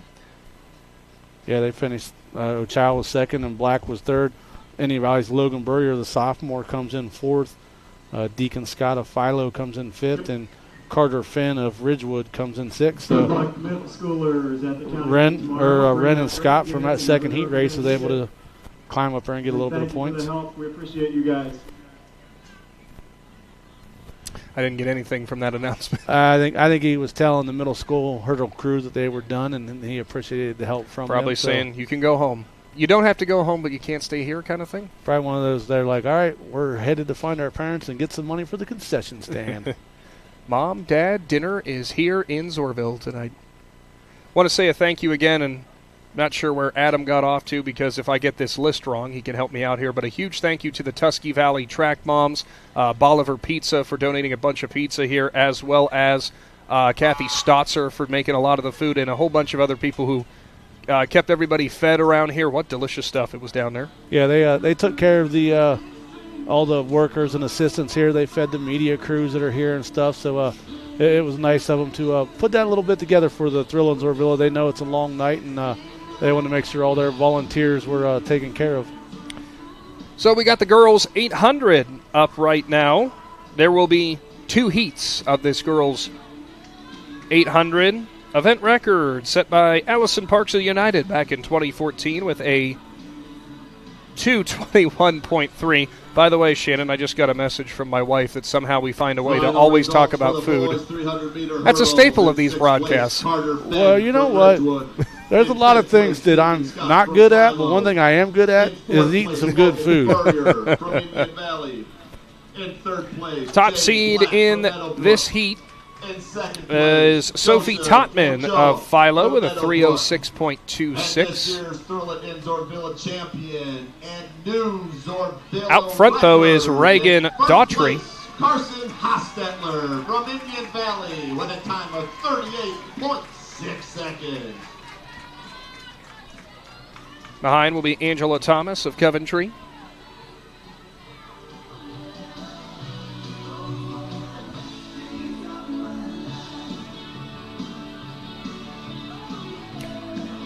Got to say, even with the weather, it is an absolutely packed house here tonight. I just now realized, looking around not only the home stands here, but along the fencing too. There's a lot of people here tonight. Well, you get into these small communities, and they ain't got nothing better to do on a Friday night except come out and support a lot of young athletes. And I say it a lot to a lot of people. You know, I've made my wife go sit at a baseball field before when we didn't even know anybody that was playing, and just take her and get her some ice cream and sit at a baseball field. And you know, if you invest time in a kid, they'll invest time in themselves, and it makes them a better person and makes you a better person. Out in front, I think I had misspoke before. I think it's Ismay Sealer of Coventry. There's the girls' pole vault warming up. Well, actually, the bar's up, so those are official jumps. Oh, they are. Out of nowhere, here comes Ridgewood into the lead. Bridget Coble has captured the lead down the front stretch. And now from United, pushing her on the inside is Tessa Clunan. So Coble of Ridgewood, Clunan of United coming down to the line. Got the Coventry coach right here in front of us giving words of encouragement. I used to try that with my girls when they ran cross country, and I don't think mine was really words of encouragement. Oh, Adam's going to be upset. A plate of cheesy potatoes just hit the table up here, and Adam is nowhere to be found. I personally like it. I like that it's cheesy potatoes and cookies. What? Adam, you didn't hear that. I'm like 40 yards from the Red Barn. Yep, Natalie just delivered food up here to the Claxon crew. They sold out down there, Adam. You gotta stay right there. Oh, man. Actually, you can't cross the track right now. Actually, for the rest of the meet, you can't cross the track. How about that? I'm going to cross the track right now. I kept looking behind you. That's my fear with me doing this, because I don't know what's going on. I'm just going to walk out in front of somebody. Oh, they'll let you know. Oh, you'll be on YouTube. I can guarantee you, and TikTok and whatever else these young kids are doing. Yeah, I would. I'm losing. Oh, there no, we go. You're good. I said I would definitely become social media famous if I did that. So this will be the second heat of the girls' 800. Top seed is Annabelle Snyder of Rittman with a 2:17.46. That would be more than enough to set a new Thrilla in Zoarvilla record. Sammy Ward of Tusky Valley is your second seed with a 2:21. So look for Snyder and Ward to kind of separate themselves at the front of the pack.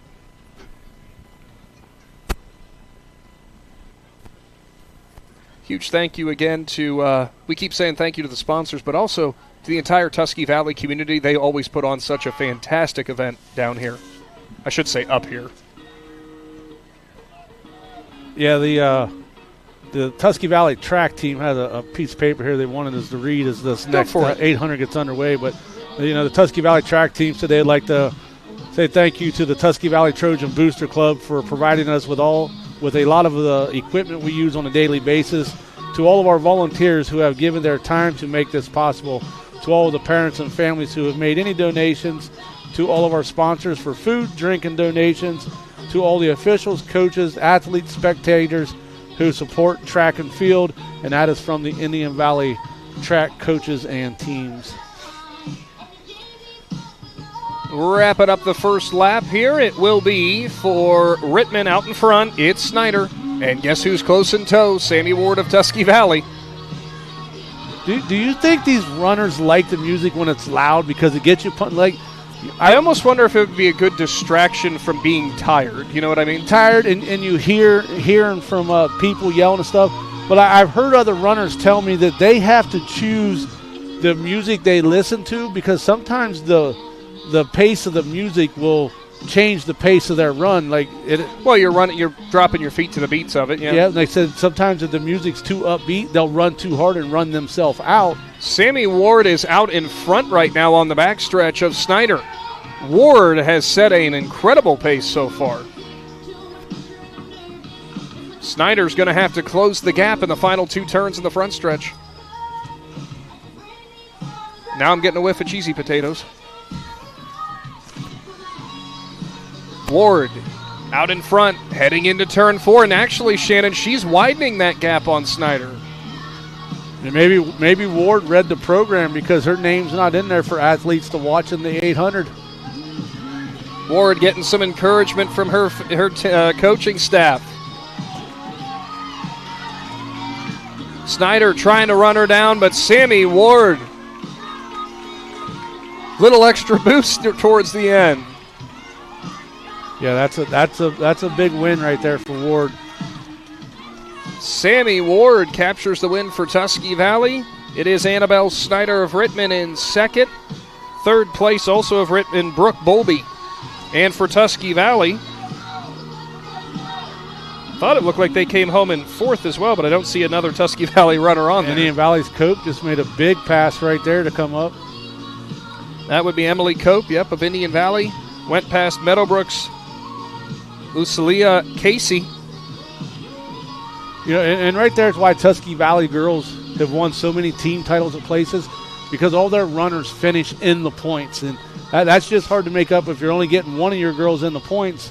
You know, they got both of their girls right there in the top 4, and so they're coming away with big points right there. Third and final call for the Up next. Hey, guys. Yes, Adam. I don't know if you can see me down here, but I'm resting on the fence opener. Oh, I see what you have in your hands, too. I have a nice plate. I didn't even have to walk all the way up there. Oh, really? I could be mean right now, but I won't. I'll wait till after you pay me, and then. Wait, you get paid? I wish people would quit bringing this up, Nick. No, Nick, it's all donation.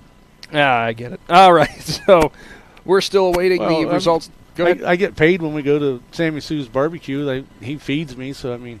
He feeds you? Oh yeah, Sammy Sue's barbecue, the outsider. What kind of raw end of the deal did I get here? It is the. I'm happy Adam's laughing because he could have been real upset about that. Boys 800.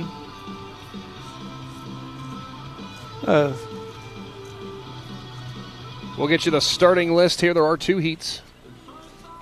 Thrilla and Zoarvilla record for the boys' 800-meter run was set back in 2023 by Caleb Mastery from United with the time of 1 minute 52.58 seconds. I was waiting for Aaron Stump to finish that. Looks like we have Cooper Finley of Philo, Hudson McKenzie for Strasburg, Rohan Kelly of United, Zared Taylor of Ridgewood, Brennan Rissler of Strasburg, Ethan Blackmer of Coventry, Aiden Culliner of Indian Valley, Jace Miller Garraway, Damon Miller of Garraway, and Lucas Hamilton of United.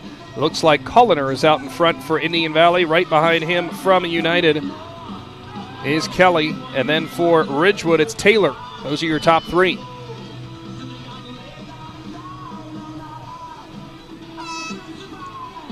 So this is one of the moments you're talking about there, Shannon, about you could run on beat to this.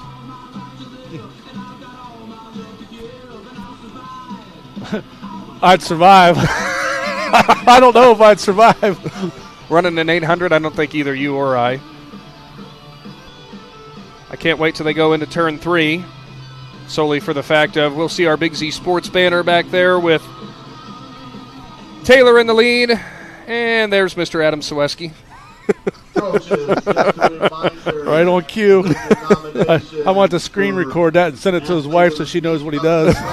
During the 3,200-meter run. Again, coaches, just a reminder to bring your nominations for Athlete of the Meet up to the press box during the 3,200-meter run.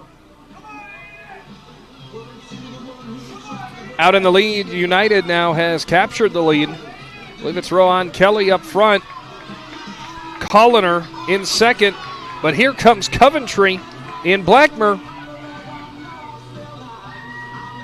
It will be Kelly, Blackmer, and Colliner. Your one go 1, 2, 3.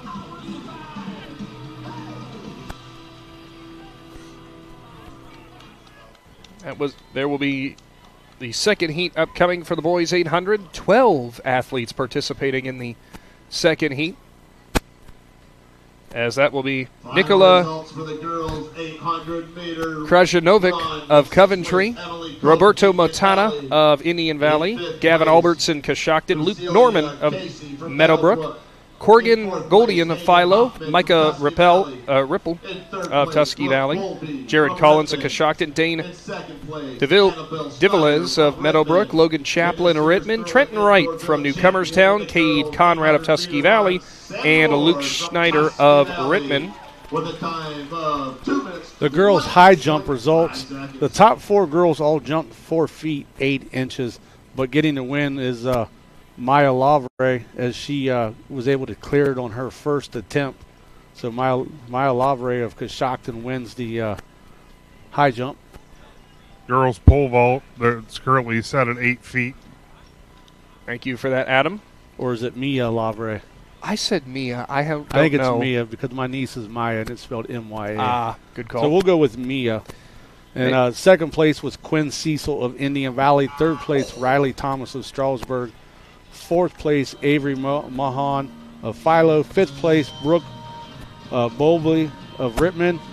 And sixth place was Catherine Kelly of Ridgewood, which it's Cat Kelly. Cat Kelly, yeah. After I read, I'm like, oh, she'd rather be prefer to be called we have Cat. been told. Coming into turn 3, starting things off here. No surprise, Luke Snyder. We've seen him in some of these distance runs just be so dominant so far. He is the top seed with a 1:58.71. For the girls, leading Tusky Valley with 88 points. This will be a random question for everybody up in the booth, but anyone got a CUSB charger? I'm getting a head shake. No. Snyder in first. Behind him from Tusky Valley is Conrad. For Rittman, it is Logan Chaplin. Trenton Wright in fourth for the Trojans. Wright making a pass there on Chaplin of Rittman.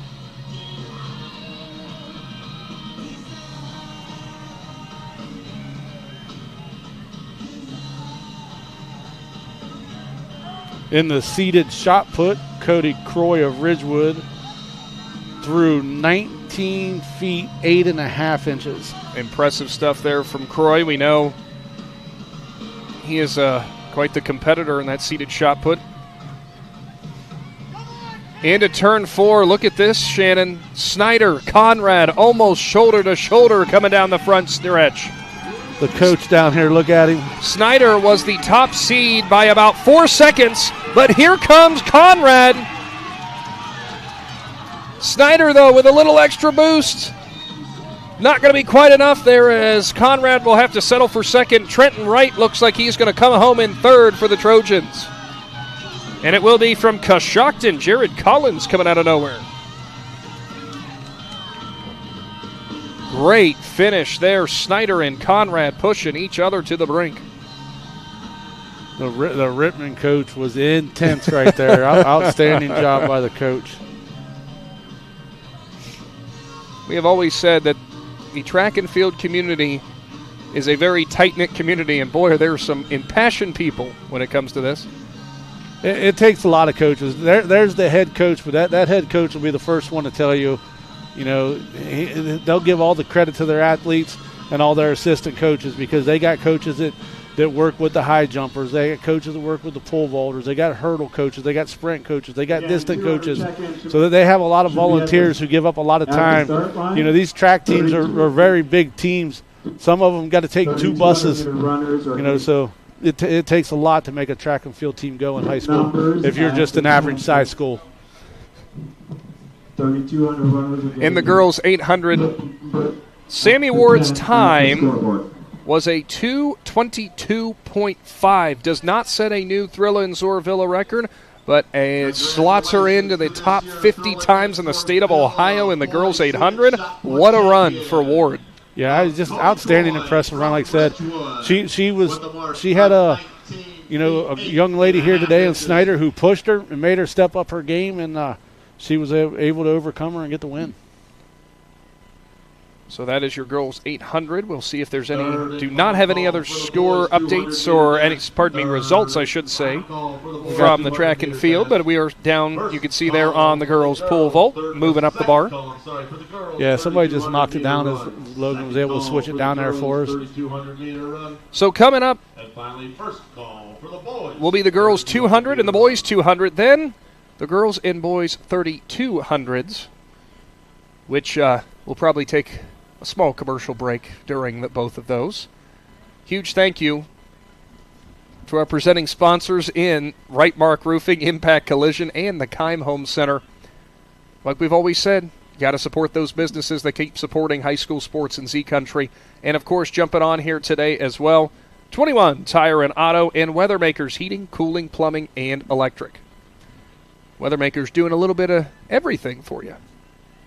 Yeah, and they're just a phone call away. Don't matter if you live in Philly or Dover, Uricksville, Denison. If you live in Canton, North Canton, give them a call. They got vehicles. They'll drive to you. They already got the results for the boys 800 there. My goodness. Luke Snyder posted a 1:59.87. Cade Conrad comes up a little bit short with a 2 minutes .44, but a brand new PR for him. Actually, he beats his old PR by almost 2 seconds, Shannon. Wow, that's impressive. Trenton Wright with a 2:06.02, 6 points for Newcomerstown. Jared Collins with a 2:07.38. Dane Divelez with a 2:09.38. Girls 200 out in front is Coshocton and Rittman. So it looks like getting the win for Coshocton in this first heat is Madison Brink. Madison came into this without a seed time. There are 4 heats for this girls 200.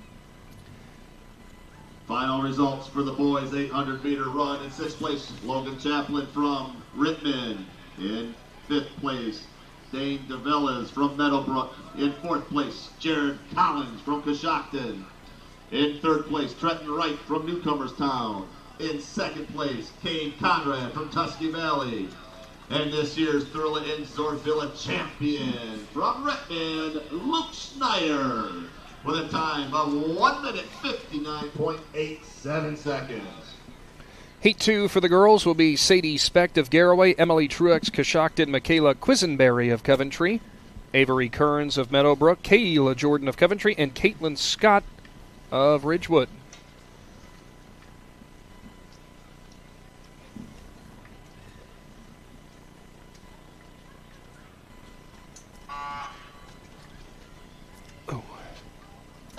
And I take that back because, Shannon, there are only 2 girls running in this one. Looks like Caitlin Scott and Avery Kearns. Scott of Ridgewood, Kearns of Meadowbrook. It will be Kearns out in front from the Colts. Not far behind, though, is Scott. Final bit, but it will be Kearns who captures the win in heat number 2.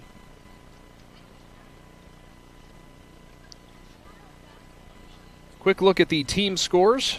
Tusky Valley has really widened their lead on the girls' side. First place with 88 points. Rittman in second with 45. Indian Valley third with 38. Ridgewood fourth with 34. Meadowbrook fifth with 24.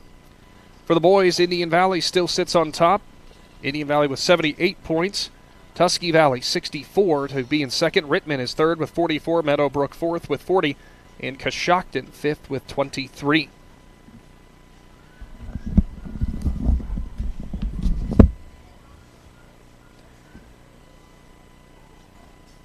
So next up, heat number 3.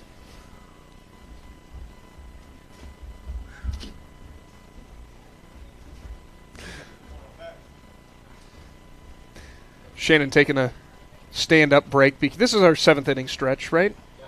It feels like that before the 3,200. Still got a couple more 200 meters to go.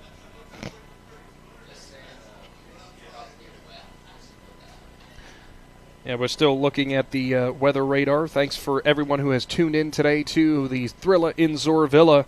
Looks like we might be dealing with a little bit of rain coming in, but thankfully should be able to see most of everything through before that rain comes. As you see on the pole vault, girls still going. Knocking the bar down there for Tusky Valley. We get the start for the girls 200, heat number 3. Looks like Kate Farthing on the lane farthest away from us. Then from Rittman, it is Salah Amos, Ilsa Rivera, lane 5, Alana Allen of Indian Valley. Allen now pushing forward to Amos of Rittman. Going to be close at the line. Looked like Amos had a bit of an edge, but at the line it might have been Allen. It is close.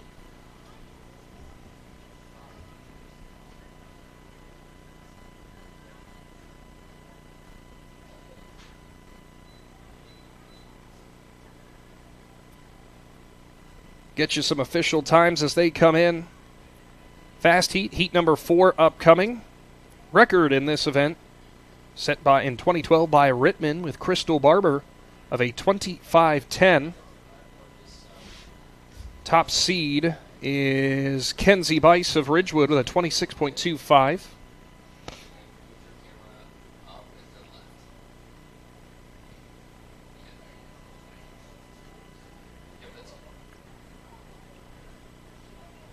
Still high jump going on down there. Not sure what the bar is now set at. We'll try to get you that update in a little while.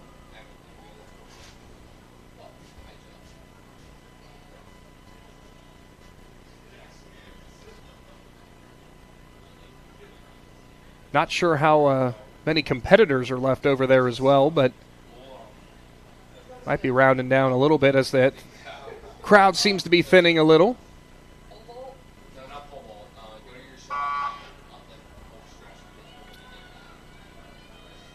Fast heat for the 200 meters is underway for the girls. Kenzie Bice in the middle lane in lane 3, looking to get the lead. She is almost neck and neck with Cameron Cooter of Newcomerstown. Now she's stretching out to the lead, but from Tusky Valley, Savannah Ashton is making a push. Ashton and Bice stride for stride. Looks like Ashton's going to have the edge at the line. Savannah Ashton came in with a 26.4, was her seed. Great run for Ashton of Tusky Valley. Third and final call for the girls, 3,200. Boys, 200 meters now upcoming. Final call for the girls. We do officially finally have numbers for the girls' shot put. With a new PR is Lizzie Hill of Strasburg with a 35.1. Macy Anderson of Indian Valley with a 32.8. Gets 8 points. Gabriella Westney of Coshocton, a 31.11. 6 points for her team. Magdalene Collins from Newcomerstown, a 31.10 for 4 points for her team. Quinn Schwartz, a freshman from Garraway, with a 30.10, 2 points for the Pirates. And Sophie May of Meadowbrook gets the last team point with 30 feet and a half of an inch.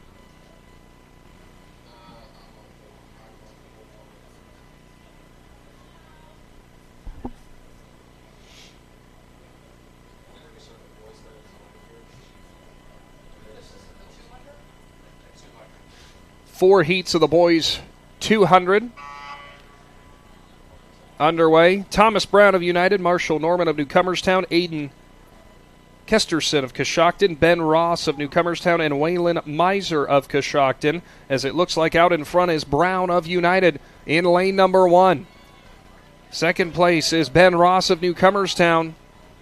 Ross trying to push at the end, but it looks like it is going to be Brown all the way. Final results in the girls' shot put. In 6th place, Sophie May from Meadowbrook. In 5th place, Quinn Schwartz from Garraway. In 4th place, Magdalene Collins from Newcomerstown.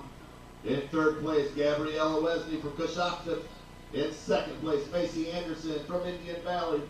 And this year's Thrilla in Zoarvilla champion in the girls' shot put, Lizzie Hill from Strasburg, with a mark of 35 feet, 1 inch. Second heat for the boys, 200. Lane 1, Matthew Frey of Garraway. Lane 2, Micah McVeigh of Strasburg. Lane 3, Jacob Savage of Philo. Lane 4, Caleb Hall of Meadowbrook. Rocco Taylor. Lane 5 of Rittman and Alan Bell. Lane 6 of Coventry. Girls pole vault still ongoing as well. Just there close on your screen to the starting line for the boys 200. We'll get you some updated heights and such as we can.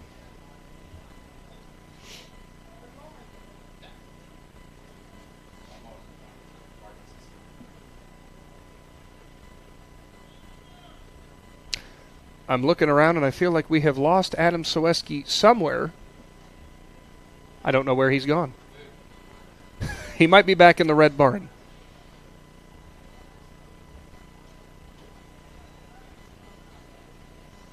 Still awaiting the start. Second heat, boys 200. Runners set, and we are underway again.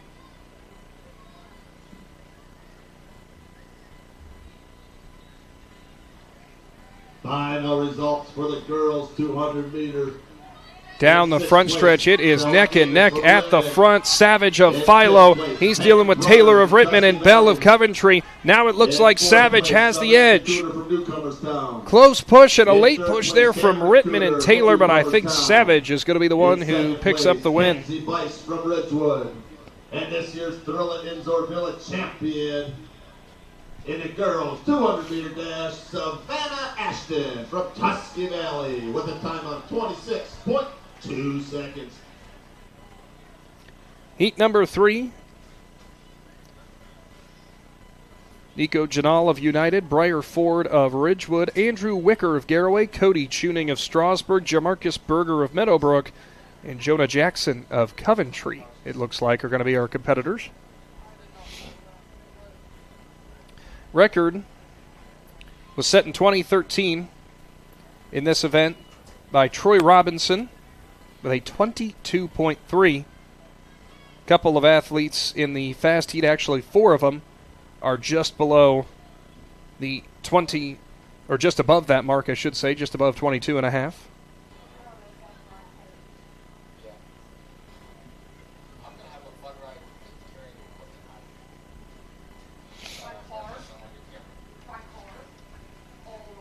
As we have mentioned, got to get subscribed today to the Big Z Sports YouTube channel and get your notifications on so that you never miss any of the broadcasts, just like these track and field events that we have been so happy to be able to bring you. We've got the IVC Championships coming up in a couple of weeks.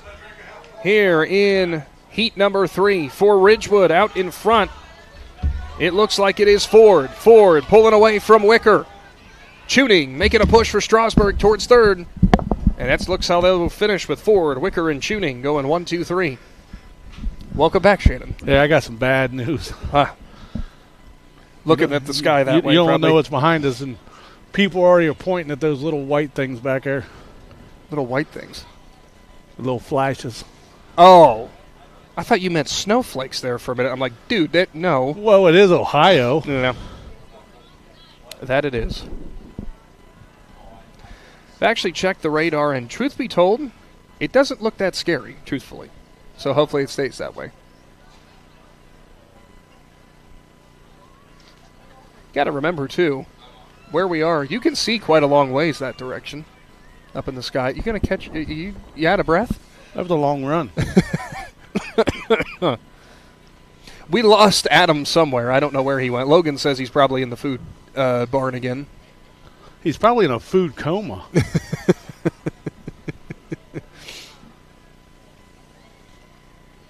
I really don't know where he went. Anyway, I was going to get some updates from some heights and such, but so much for that. Fast heat here for the boys 200. Colton Smith, lane 1. Aiden Mohan of Philo, lane 2. It is listed as Owen Faulkner in lane 3 for Indian Valley. Abe McElwee of Tusky Valley, lane 4. Colin Durling, lane 5 of Rittman. Marcus McNichols, lane 6 of Tusky Valley.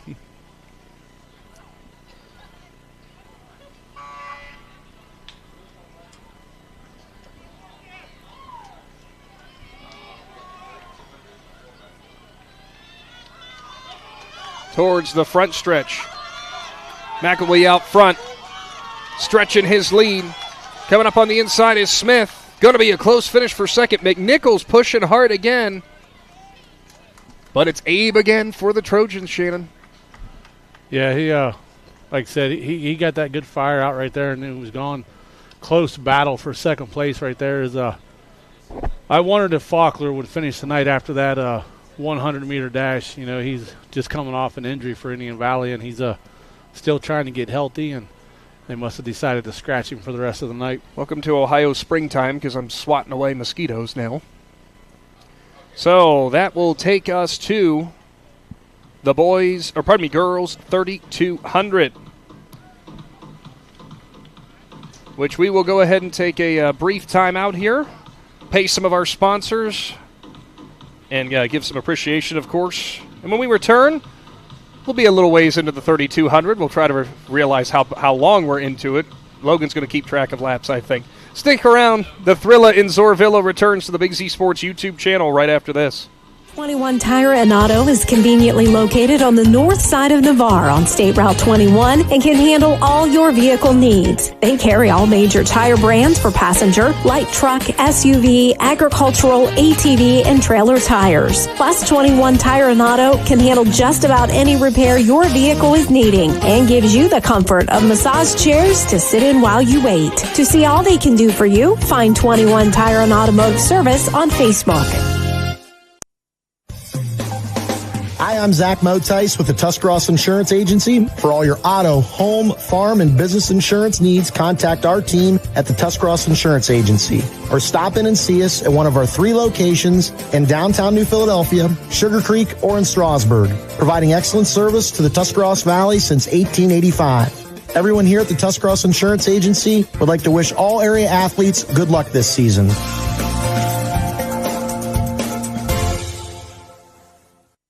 Spring and summer bring big events, graduations, yard sales, and tournaments. The Educational Service Center Print Center is your go-to for sponsor banners, yard signs, and custom graduation packages with invitations, envelopes, and thank you cards. And when it's time for sports, the ECO Center in St. Clairsville is the perfect venue for AAU and JO tournaments. With spacious seating, plenty of parking, and easy access to hotels and restaurants, it's your one-stop arena for wrestling, cheer, and more. Plan your next event with us on the court or in print. Find out more today online at ecoesc.org.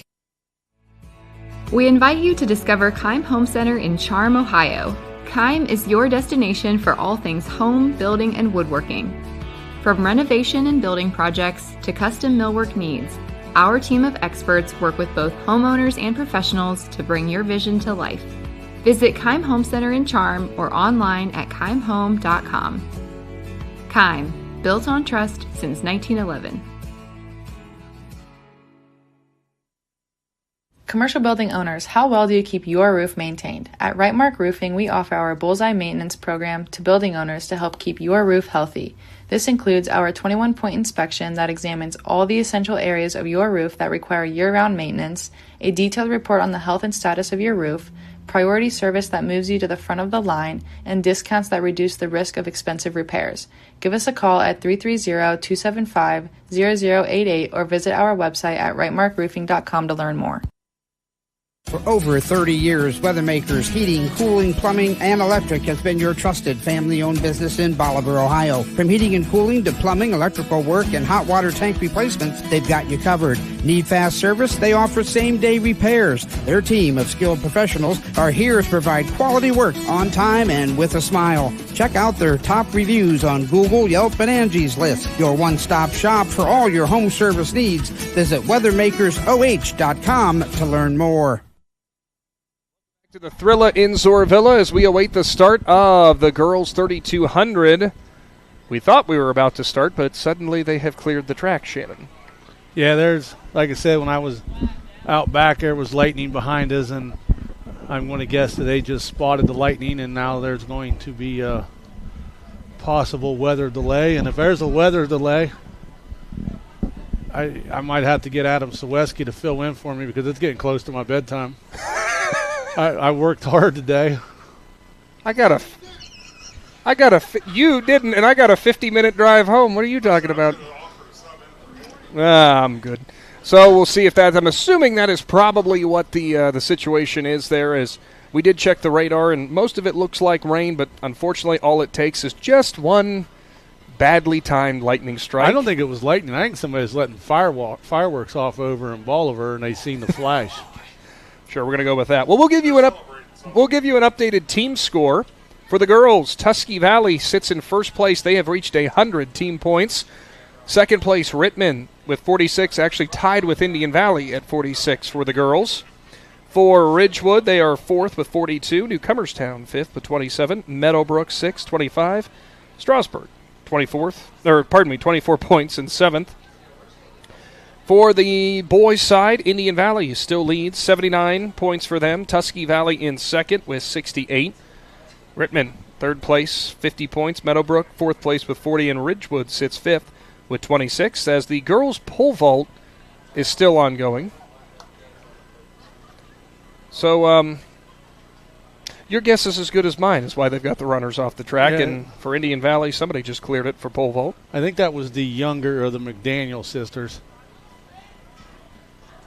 Ari McDaniel? Yeah, Aria McDaniel. So it is interesting that we do still have the pole vault going on. The only thing I can figure out is maybe it's because the 3,200 takes so long. Are they going to try to run that last? Or if maybe they're just afraid that if they start the race and then lightning happens, they're going to have to delay it. So you think they were going to try to set up the 4x400s first? No, because a lot of the athletes are leaving the field. Yeah, we do not have an official update yet as to what exactly is going on. Looks like a young lady. Pole vault. We need you to stop momentarily. Oh. Pole vault. Thanks, Stumpy. That would clarify it. The pole vault girls are now mad because somebody told on them that they were still going. Coaches, would you please head to the finish line? All coaches, would you please head to the finish line? We might be having a meeting, Shannon, that we might be wrapping this puppy up a little bit early. Well, I just seen one of the coaches make a gesture with his hand, and usually that's like we're done or something like that. Mm-hmm. Well, we will wait and see. Unless you watch big time wrestling, then that probably means something else. In sixth place, Carter Neff from Indian Valley. So we will wait and see what happens with that. And yeah, it's really weird. Our sideline guy's sitting up here in the booth right now. Adam's been working hard though today, so that's all right. So we'll see with the team meeting going on. We already gave you the team scores, but overall, Shannon, so far this has been a fantastic event, and it always is year in and year out. And, you know, so many PRs set, so many new event records being set as well. Got to love when you see people really stepping up their game in competition whenever it gets tough like this. Yeah, and that's what we said. I've said it multiple times today. People's probably tired of hearing it, but you choose certain invitationals to go to because you know the competition that's going to be there. And this is one of those ones that you go to. And Stumpy just gave an update on the boys' shot put, so I don't think we covered that one yet. We did. It was Gage Moore who picked up the win on that. Oh. So what was the other ones? Any other ones in there we haven't covered yet? Let's see. We did the boys' long jump. Girls' shot put we did. Boys. Actually, maybe we didn't do the boys' shot put. I just think Adam said it was Gage Moore, and it was a new PR for him and a top 50 in Ohio. Yeah, so Gage Moore wins from Strasburg, wins the shot put with a 52-1. That's a new PR for him. Logan Sesser. Well, we have a whole bunch of athletes now running off the field, or running out of the field. Yeah, so Logan Sesser was second with a 51-2 from Ridgewood. Rittman's Garrett Shreve was third with a 47 feet, 7.5 inches. Tusky Valley's Jake McDermott was fourth with a new PR of 47 feet, 1.5 inch. Braxton Speed of Garraway was fifth with a new PR, 46 feet, 3 inches. Indian Valley's Carter Neff with a new PR in sixth with a 46 feet, 2.5 inches. Look at all those new PRs in the shot put. So unbelievable, top to bottom. The shot puts were outstanding. If you can't tell on our screen here, or on your screen, I should say, the rain has arrived again from Zoarville. Still awaiting some other results to come in. Team scores, Tusky Valley girls way out in front, Indian Valley boys with a pretty decent lead. And you know what's really funny? is if this is the way it stands, Shannon, it's the exact same result from last year in the team scores. The Tusky Valley boys have taken over because they updated some other. Good call. Probably the 200 they good updated. Call. Results for the girls discus in 6th place. So I'm happy you said that. So right now, Tusky Valley looking at a clean sweep potentially of their home meet. Yeah, and Indian Valley's in second in both boys and girls. Rain has definitely picked up quite a bit here from Zoarville. Players and fans heading to the exits potentially. And I've got a strong feeling after this meeting here with all these teams, we're going to get an update. But I have a feeling, Shannon, this might be it for us tonight, unfortunately. Yeah, girls discus finals. Indian Valley's Macy Anderson wins it with a throw of 112 feet, 7 inches. Lizzie Hill from Strasburg is second. Quinn Schwartz of Garaway is third. Magdalene Collins of Newcomerstown was fourth. Addison Lammers from Ridgewood was fifth. Gabrielle Winsley of Coshocton was sixth. And boys discus, they haven't uploaded yet. I believe those are all the results. So the girls' pole vault, as of right now, Shannon, would be a scratch. They did not get everybody through. They didn't get everybody through. And if you remember right, it was a scratch at Indian Valley also. Yes, it was. So unfortunate there. Apparently Adam Sawecki's getting ready to go home because he's taking his microphone off. And he's just got a feeling what's going on. Drew from Claxon Communications, he's calling it quits as he's made it to the press box. We appreciate Drew and all the cameramen's hard work tonight with the weather circumstances. At least the bright side is, for like 3 hours it was dry. From Garaway. In 5th place, Colin Durling from Richmond. Well, you think we could go ahead and assume, Shannon, we are going to be done because I think everybody has left the stadium for the most part. I'm not leaving till Aaron Stump leaves. Oh, you're going from Tusky Valley. Well, we might be here for a little while if that's the case. Now, Stump's usually the first one out the door. In Zoarvilla champion. In the boys 200-meter run, Abe McWilliams from Tusky Valley. Even Adam's even trying to get me out of here. He's trying to save your voice for Monday morning. Well, suddenly I was listening, and then I couldn't hear myself anymore. It turns out Adam was unplugging cords back here. Yeah, no kidding. Well, it looks like that's going to be how all she wrote. We haven't had an official announcement. We have decided to call the meet. Hey, thanks, Stump. We have an official announcement now, as Tusky Valley is going to pick up the team championships for both the boys and the girls. As of right now, Indian Valley will play second for both boys and girls. There are some scores that still need to be updated, so we're not entirely sure how that will shape up the team scores, but I'm sure later on, once we do get the finals that are posted, we can get you the updates on our Facebook page, of course. With so many events yet to be canceled, I'm not sure if they will award team winners. Not sure which coaches are coming up to the press box for a meeting, so we'll see. But we will, if they do award those team winners, we will go ahead and post those on our social media platform. But that will do it today for high school track and field on what's been an interesting up and down day in the Thrilla from Zoarvilla. A huge thank you to our presenting sponsors in Keim Home Center, Impact, Collision, Right Mark Roofing, as well as 21 Tire and Auto and Weathermakers Heating, Cooling, Plumbing, and Electric. For the entire Claxon Communications crew and Adam Sawecki, as well as Shannon Thomas, I'm Nick McWilliams, and thank you all so much for tuning in with high school track and field. Stay tuned. Big Z Sports will be back at a high school again near you soon. Thanks for watching this Claxon Communications production of High School Sports on the Big Z Sports YouTube channel. For the latest news and scores, follow Big Z Sports on Facebook, on Twitter at @Big_Z Sports, and on Instagram. Don't miss any of the live stream coverage all season long by simply subscribing for free to Big Z Sports on our YouTube channel. For the best in high school sports coverage, there is only one Big Z Sports.